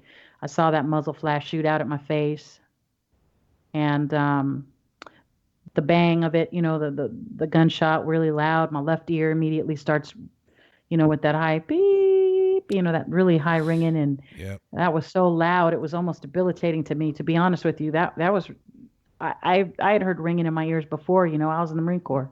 Right. I heard ringing in my ears. I hear ringing in my ears all the time. Always, right? Yeah. Yes. My ears are ringing right now. Your ears are ringing now. Yeah, my ears would ring, but gosh, this was something I had never experienced. I had a lot of ringing before, but now it's a lot more. And it felt, the first bullet hit me in my left cheekbone, right underneath my left eye, which really struck me when you said that, Redleg, about your partner, Freddie, because that's yeah. where my bullet hit. Freddie, yeah, my bullet hit me on my left cheekbone. I got kind of high cheekbones there, and it went into my left cheekbone, traveled through my face, and it tore out the left side of my jaw area, right below my left earlobe, and obliterated my earlobe as it came out of my face. Wow. Took my damn earring with it. What? I'm just gonna say, damn. What? Your earring. Jeez. What caliber weapon are we talking about? That he shot me with? Yeah. 9mm. 9mm. I looked at it. I looked at the damn thing. I remember our eyes locking, man. I like I said, I looked at him right when he shot me, and our eyes locked. Our eyes locked. Our eyes locked so much that when my head was flying back, I didn't close my eyes. A lot of people probably would say, "Oh, that's some bullcorn. She didn't even close her eyes or wince or look away." But you talk about a lot of years of competitive fighting, and it wouldn't be hard to believe that I would continue to stare my opponent in the face, right? Right. You didn't really have a chance to close your eyes. I really didn't. I watched him. Our eyes locked. My head's flying back, and everything's kind of going in slow motion a little bit there. And I'm watching him, and I was so locked in on him that I literally saw his facial expression change when he shot me. And I looked down. I remember even looking at the weapon. I saw that weapon because I thought, oh, I have a weapon like that. I have a 9mm. I knew it was a 9mm. I have almost the same exact looking one, down to the two-tone color and everything. It was in evidence from the last shooting I was in, that I happened to be carrying that 9mm because my .40 caliber had been stolen the week prior. So I carried that one to work until I bought another one. And anyway, that was all going through my head. When you're in the middle of it, some crazy stuff goes through your head. So I kind of lift my arm there. I felt a little bit better about it. Now I knew I was being shot with. I'm being shot with a 9mm. Okay, at least I'm staring my opponent in the face here. I know what I'm being shot with. So that unknown up to that point was not there.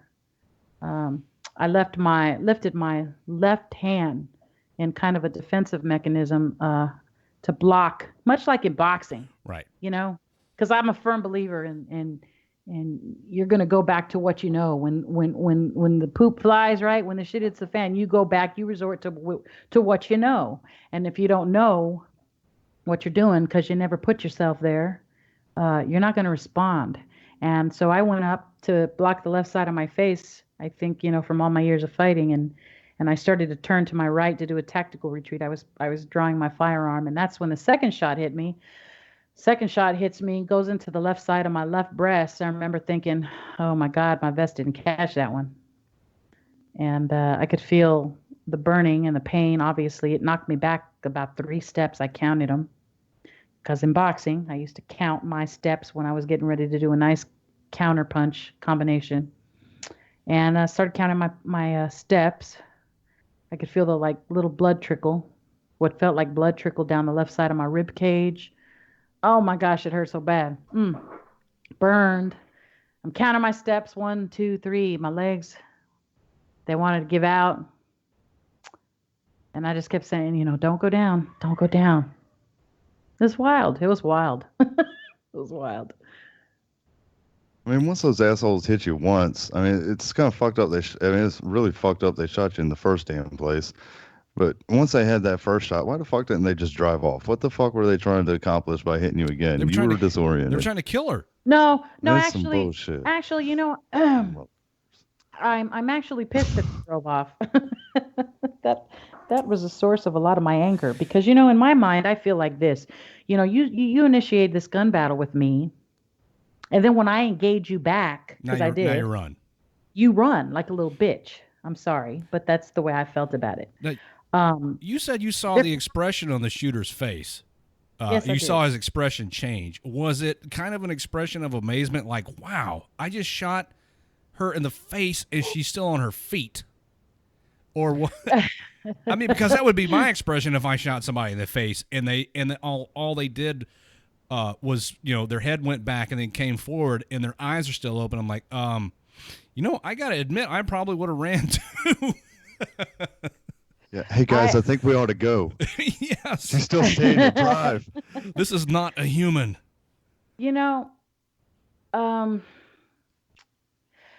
When they shot me, when that first shot hit me, there were so many things going in through my mind. One of I can tell you exactly the first thing that went in my mind before, even taking note of the weapon, even the first thing.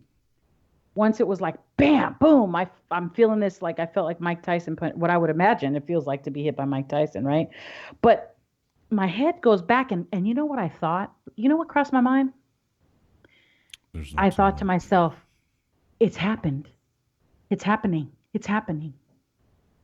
All this time you'd felt I knew it. like it was going to happen again. I knew it. I knew it. That almost could have been like a sense of relief, though. It's happening finally. It was. Oh my God, it was. And see, that's not a lot of things that I would say, especially when I'm talking to media, not you guys. I'm talking to a group of my own people here, but media, they twist things. And I say this when I'm talking to, law enforcement. I say there was a little tinge of excitement there. Now, obviously, I was not excited and happy to be shot in my face. It had been several years. I'd put on some weight over the years, man. All I had left was my face, yo. Right? So I was not happy about that. But I don't even have that. You're in trouble, brother. Better hang on the one you got. I was like, it's happening. I felt a little bit excited. You know why? I felt excited because I knew that I had known for so long, and I felt prepared. It's like the basketball player sitting on the bench all year, yeah?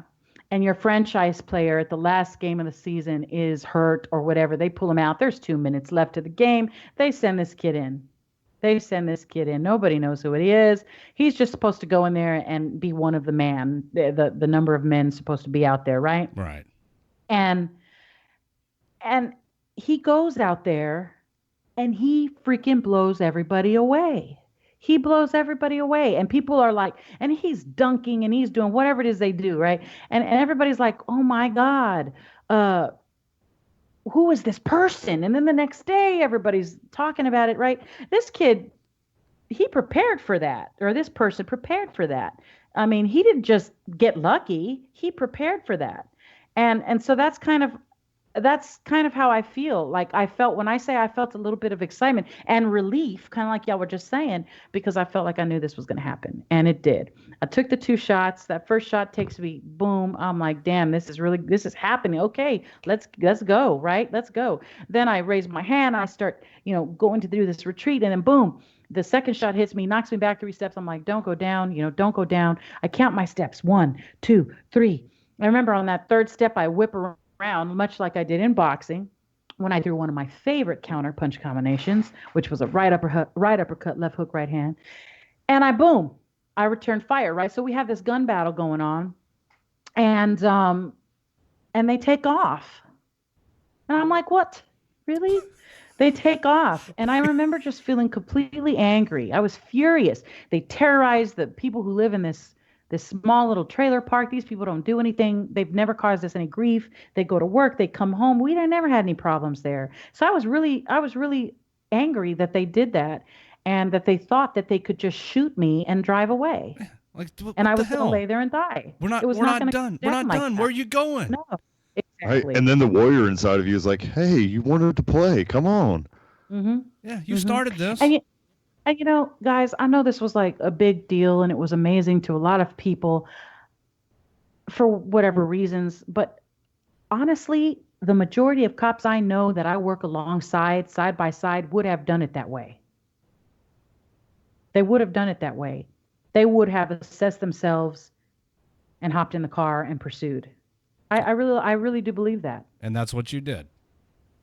Well, yeah, duh. Yeah, chased him down. She said, duh. Hey, that's lame. Did I just date myself on that one? Duh. No, I just think you just dudded Redleg. That's I cool. did. I'm gonna mark that down on the calendar. On a shirt. I'm okay with that. Yeah. He said, "Of course you are. She'll whoop your ass." Well, don't threaten me with a good time. So I didn't just recklessly hop in my car and go. It wasn't a pride thing. I promise you that. It was a Public safety. it's my job. Yes. I've sworn to do this. It's my job. You've got these 3 yahoos running around shooting at cops and terrorizing my city that I'm sworn to protect at the time, which was Stafford Police Department. I work for Meadows Place Police Department now, and I would do the same for that community. I mean, it's like you do this and you take off running. So I immediately go into Marine Corps mode, what I was trained to do in the Marine Corps, and that was self-assess check myself, because I know I felt like a little different, the training in the military as opposed to the civilian training. In the civilian training, I got a whole lot of stand here, do this and do that so you don't get shot. Don't do this, don't do that so you don't get shot. And in the Marine Corps, they do the same thing, but they also tell you, now this is what you do when you get shot. Right. And that's what I resorted to. And I'm sure you guys, even in the Army, got the same training. This is what's going to happen, and this is what you do when you get shot. So I went ahead, I did a self-assessment of myself, and I knew that I had all my fine motor skills. I took my tongue, I ran it across my teeth. At this point, I didn't know if I had any teeth there left or what, and I had all my teeth intact. I did some combat breathing. I knew I didn't have an obstructed airway. I took my thumb and I touched it to every finger on my hand, back and forth about a couple times. I had all my fine motor skills. I didn't have an obstructed airway. I was conscious. I was calm. And I radioed into dispatch, and I knew that I had a job to do. So that's what I did. And I pursued, and we ended up pursuing. And, a lot of people think we pursued for 20 miles. And I'm here to tell you, it wasn't 20 miles. It was about a 9-10 minute pursuit. We ended up in the next city over, which was Houston. And we pulled into this area that I wasn't familiar with. And, I had the cavalry coming to back me up, but at the time I was still by myself. So I felt like it was just best that I didn't pursue back into this dark area that I wasn't familiar with, and went ahead and set up perimeter with my partners. And once everybody showed up, man, they were there in full force. We had DPS there, Fort Bend County, Sugar Land PD, Missouri City PD. Everybody was there. Isn't it great to see that kind of a response to a situation? Yeah. Yeah. Oh yeah. Oh yeah. Does the heart good. Yeah, for sure. They showed up. They took over the scene. I was transported, HPD. They did an escort for the ambulance, got me there in record time, and I showed up to the ER with 2 holes in my face and a deep hole in the left side of my left breast. And now you're here talking to us. By the grace of God, brother. By the grace of God. I'll say it and proclaim it. I am only here talking to you, Redleg, because God found it, deemed me worthy of that. Well, you stayed in the fight, and you didn't. You could have gone into panic full retreat, tuck tail and run mode, but your training and the type of personality that you have didn't allow you to do that. Absolutely. So Absolutely. I mean, a lot of the credit belongs to you too, Ann, for staying in the fight and keeping your head about you. I agree with that. I do agree with that. But listen, I drink wine. I cuss like a sailor. I got my, master degree in swearing from the U.S. Marine Corps. It's my Achilles, right? But make no mistake about it. I really am a woman of, I am a woman of faith, and I believe that I didn't fight alone there. None of my partners were able to get to me in that moment, but I didn't fight alone, man. And none of our law enforcement, whether they believe in God or not, I'm not naive enough to believe everybody believes that way. That's okay. Hey, man, that's okay. But we aren't out there fighting alone, even though sometimes it feels like it. We're not. I don't believe it. And yes, the training kicked in. I was able to maintain my focus and get the job done. Yes, all of that is true, and I'm not going to say that's not, but I also believe that there's more to it than that, and I will always add that to it. So I'll amen to that. If you could pass along some knowledge to young police officers who are just getting into the work, who don't have the benefit of experience in the Marine Corps and in the martial arts as you do. What piece of advice would that be? And I know what I would tell young cops, but what would you tell young rookie cops nationwide? I would tell them a couple of things. One of the first things that I would tell them is, listen to me or look at me. You can get shot in the kill zones like the face and the chest and still stay in the fight. You can. Unfortunately, a lot of times law enforcement officers, they die from gunshot wounds that are not fatal, that should not have killed you. But unfortunately, they in a panic, they throw themselves into a state of shock, and the shock kills them. If you start to prepare for when and not if, you prepare for when and not if, by doing some of the little things, just even little things like I was doing that I talked about earlier. Put yourself there. I'd never been shot like that before, but in my mind, I'd been shot like that 1,000,000 times. You can do it. You can. Just because you're shot in the kill zones or anywhere, it doesn't mean you're out of the fight. If your heart is ticking, you stay in that fight. You don't stop fighting when you're tired. You don't stop fighting when you're hurting. You stop fighting when you're done doing your job, unless you are unconscious or whatever the case may be. That's when you stop. Otherwise, you stay focused. You stay focused and you complete the mission. We can address all the other stuff later. And that's just basically what I had to tell myself. But more importantly, if you're not preparing for when, and you're not preparing for your turn, because you will have a turn. It is a tough time for the American police officer. There is a war being waged on us right now. And if you aren't preparing for your turn, you're failing. You're doing it wrong. And you're doing a disservice to the people who love you the most, your wives, your kids, your husbands, your parents, your brothers, your sisters. You're doing a disservice to all of them and yourself. So prepare for when, not if. And always stay in the fight. Remember that you can still be in the fight after something like that. It doesn't mean you're out for the count. It absolutely does not mean that. Right. You have the tools. You have the training. Put them to use. Mm-hmm. Stay in the fight. That's good advice. That's great advice, because there have been situations where officers have received wounds that shouldn't have killed them. And know that there's a round 3. Yeah, absolutely. There's a round 3. I told you about my rounds 1 and 2, where there's a round 3. Nobody told me about that. I was a little pissed off about it. But there is a round 3 that may creep up on you, another opponent that comes for you in the fight after the fight. So be ready for that if it comes and shows up. It didn't come for me after my round 2, after my round 1.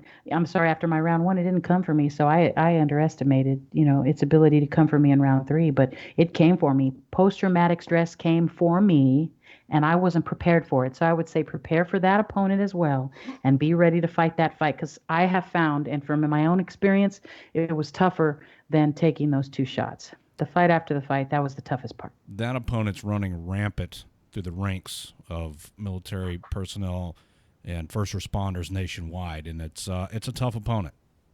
It is. It is, and there's Very. nothing wrong with saying that it is. I mean, because if you talk, right, look at some, some of the people that you tell this story to, and they're like, oh wow, she's hardcore, she's this, she's that. I am all of those things, but PTSD was kicking my ass in round 3 until I Yeah, decided that I was going to fight back. Yeah, they don't see the breaking down points when you're hitting, when things are hitting you hard. They don't see that. They just see the actions that led to you having those moments. Right. That's right. And we need to talk about it more because it ain't pretty. And, after the media goes away and the headlines go away and, people have to go about normal life, life keeps going. But for a lot of people involved in stuff like this, even 10 years back, 20 years back, they still struggle. This was 3.5 years ago for me and my family, but it's still very real in my house. It's always going to be there. That's why I asked you, Redleg, did it stay with you? Do you still think of that? I'm sure you still do. It may not affect you. And that's another misconception is that people say, well, I was there, but I wasn't involved in the shooting, so I shouldn't be feeling this way. Bull crap. That's bullcorn. Well, I mean, yeah, there's a lot of stuff that happened in my brief tenure as a law enforcement officer that stays with me. But I choose to address those things when they come up in whatever way I need to make sure that opponent doesn't kick my ass. Ignoring it and failing to acknowledge it and refusing to talk to anyone about it is not the answer. So you have to face it head on. That's right. And that's usually my advice to any vet that's going through any sort of PTSD is find at least one person you can talk to and share everything with them. And find somebody you can have as a confidant, and that relieves so much stress. And to be able to have someone that you can talk to that understands what you're going through is a huge relief. Don't alienate your spouses, guys. Women, men, don't alienate your spouses. I mean, at the end of the day, that's the best backup you ever had. There. They know you better than anyone. Anyone. And I think we do that because we want to save them the pain that we're going through. But I've really actually decided to use my pain as artillery, I guess, if you will. I want to use my pain to help other people heal their pain, heal theirs, right? I decided that my husband, I tell him everything inside and out, and that guy, I tell you, he's been my rock. He has seen me through all of it. Like I said earlier, that guy is, he's cleaned my wounds. My best friend of almost 30 years, she's an army dog too. She cleaned my wounds. I had a deep hole in the left side of my chest. I lost half of my left breast because of that. I had a partial mastectomy because of that. I've had several surgeries because of these injuries. But my best friend, my dad, my husband, they cleaned these wounds, right? They went through all that with me. My husband wiped my vomit off the floor. These are people who have your back. Don't alienate those who love you the most. That's your own. They're not going to think you're weak. Those are your own personal. Well, they're going through it with you. That's your own. They're going through it with you. Yeah, it's your own personal superheroes. That's right. Yeah. They go through it with you. They carry the burden with you. Once I got that through my head, this isn't just me. This isn't just my incident. This belonged to all of them. My daughter, who's now 13 and she was 10, 9 at the time, she still goes through this stuff. And she has, lost a little bit of her innocence because of all this. But that little one right there inspires me when I'm feeling down and I'm feeling low. She kind of regurgitates some of the stuff that I've instilled in her over the years, and it just keeps me going. But stop being an asshole to spouses. Stop alienate those who love you the most. Those who love you the most. That's your backup. Yeah. And do I have about 1 minute left? You sure do. Redleg. Okay, I want to say something. Imagine this, guys. I'm talking to everybody listening. I don't know how many people are listening, but if there's even one person listening, imagine this. You are in your house. Imagine this. You are in your house with those you love the most in your life. And somebody comes to your door and kicks that motherfucker open. And they're coming in that house to terrorize you and your family. This is a home invasion.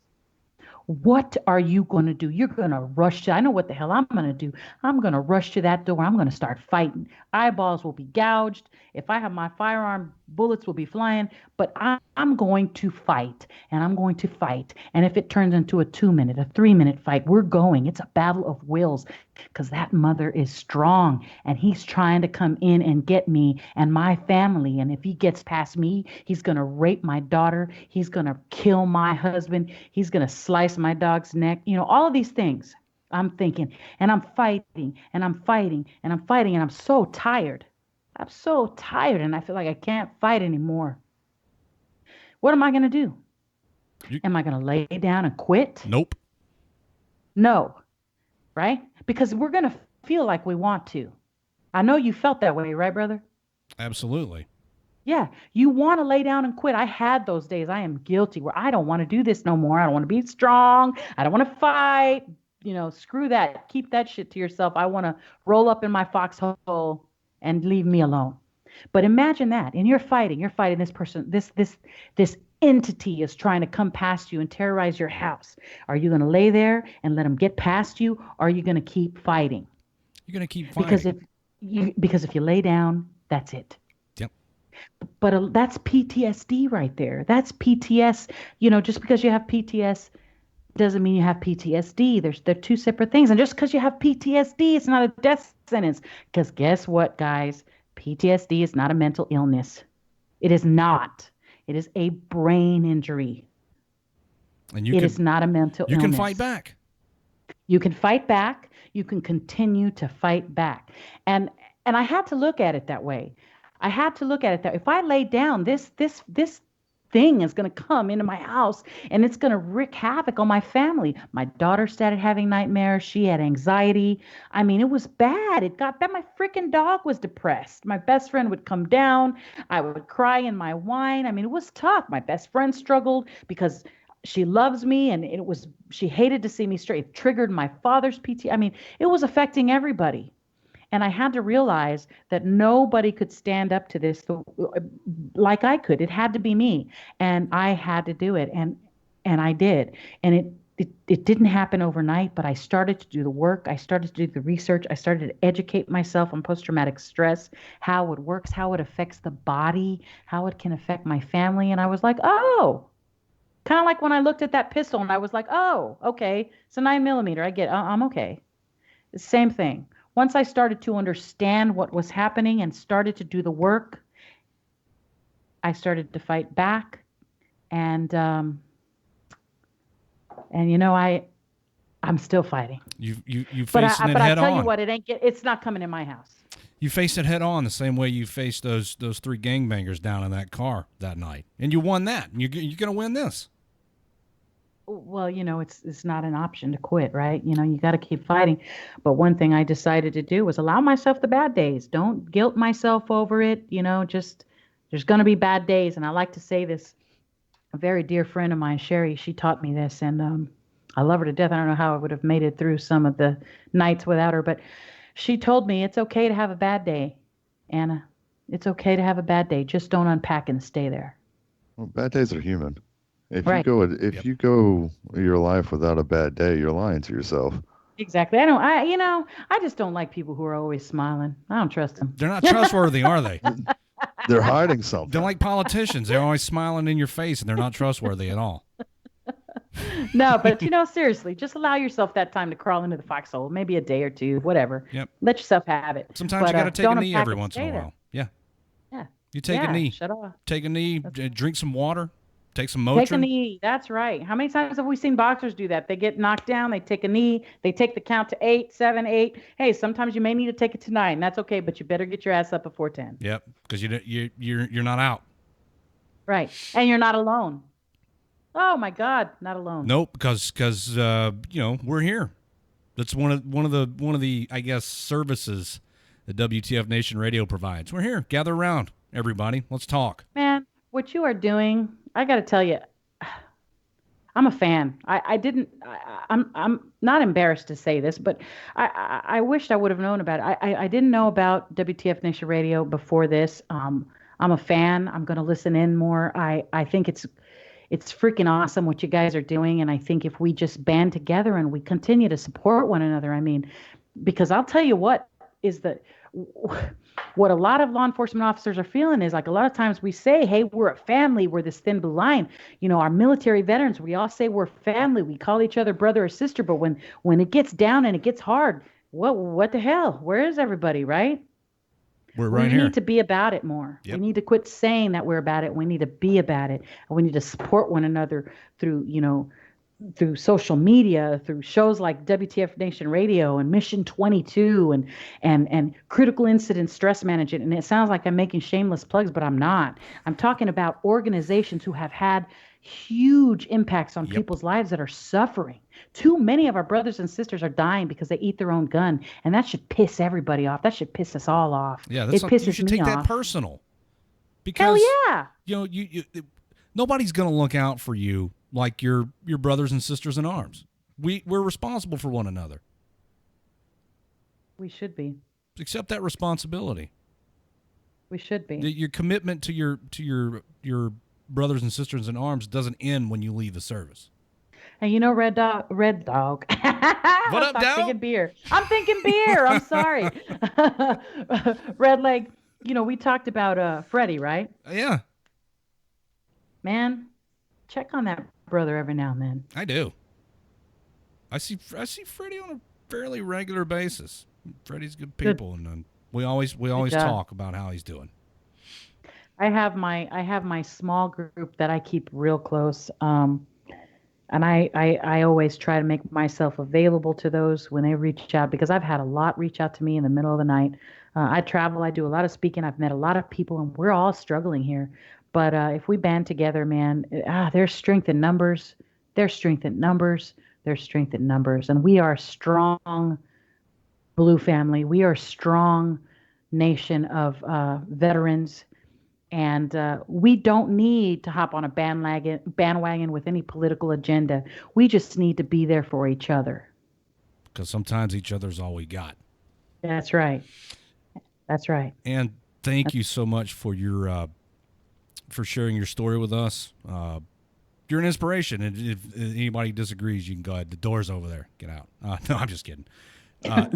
Everybody, I think everybody here is in agreement that you are an inspiration and probably the epitome of what it means to stay in the fight. So everybody, our sister, Officer Ann Marie Carrizales, is welcome here anytime. I hope you know that.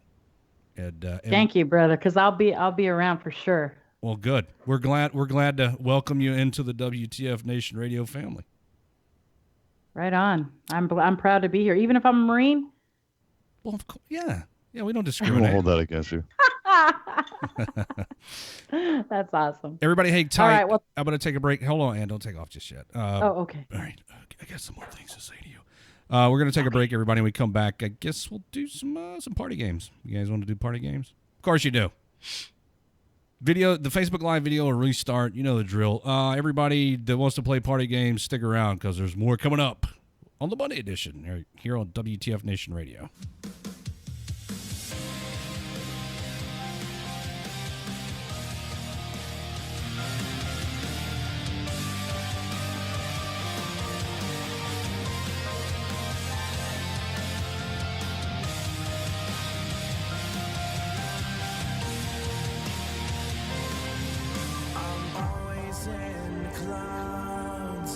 Looking up and fading out, cirrus shapes I found blow me away.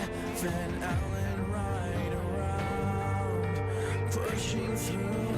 Skin is brown, nature has us trapped in fear, so I get lost in sound. I wonder if you'll ever know why I am the way I am. I've been thinking a lot about time and space surrounding. Is there anyone who is thinking like me? I've been thinking a lot about life is never ending.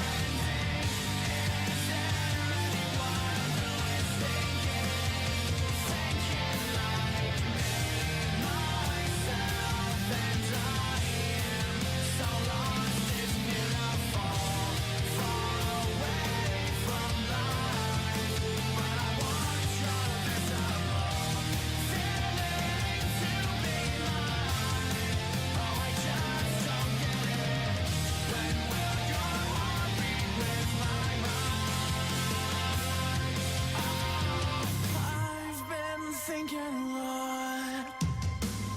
I've been thinking a lot about time and space surrounding.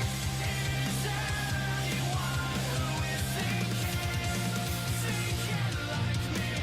I've been thinking a lot about life and it's never ending. Is there anyone who is thinking like me?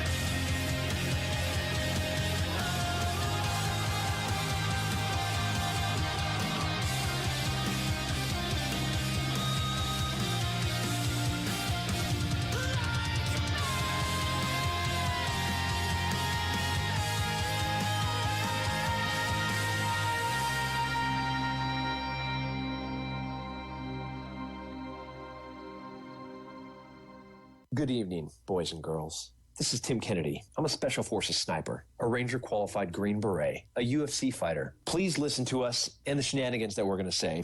We will insult you. There will be racial slurs. We will be sexist. We will offend you. But there will be magic, and a unicorn will be raped. So enjoy the show.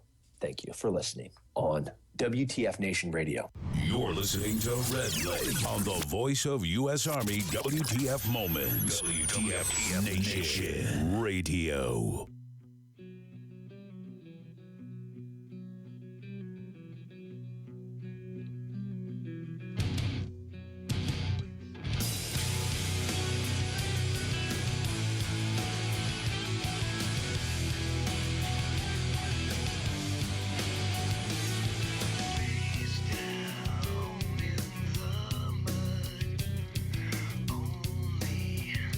Wished you could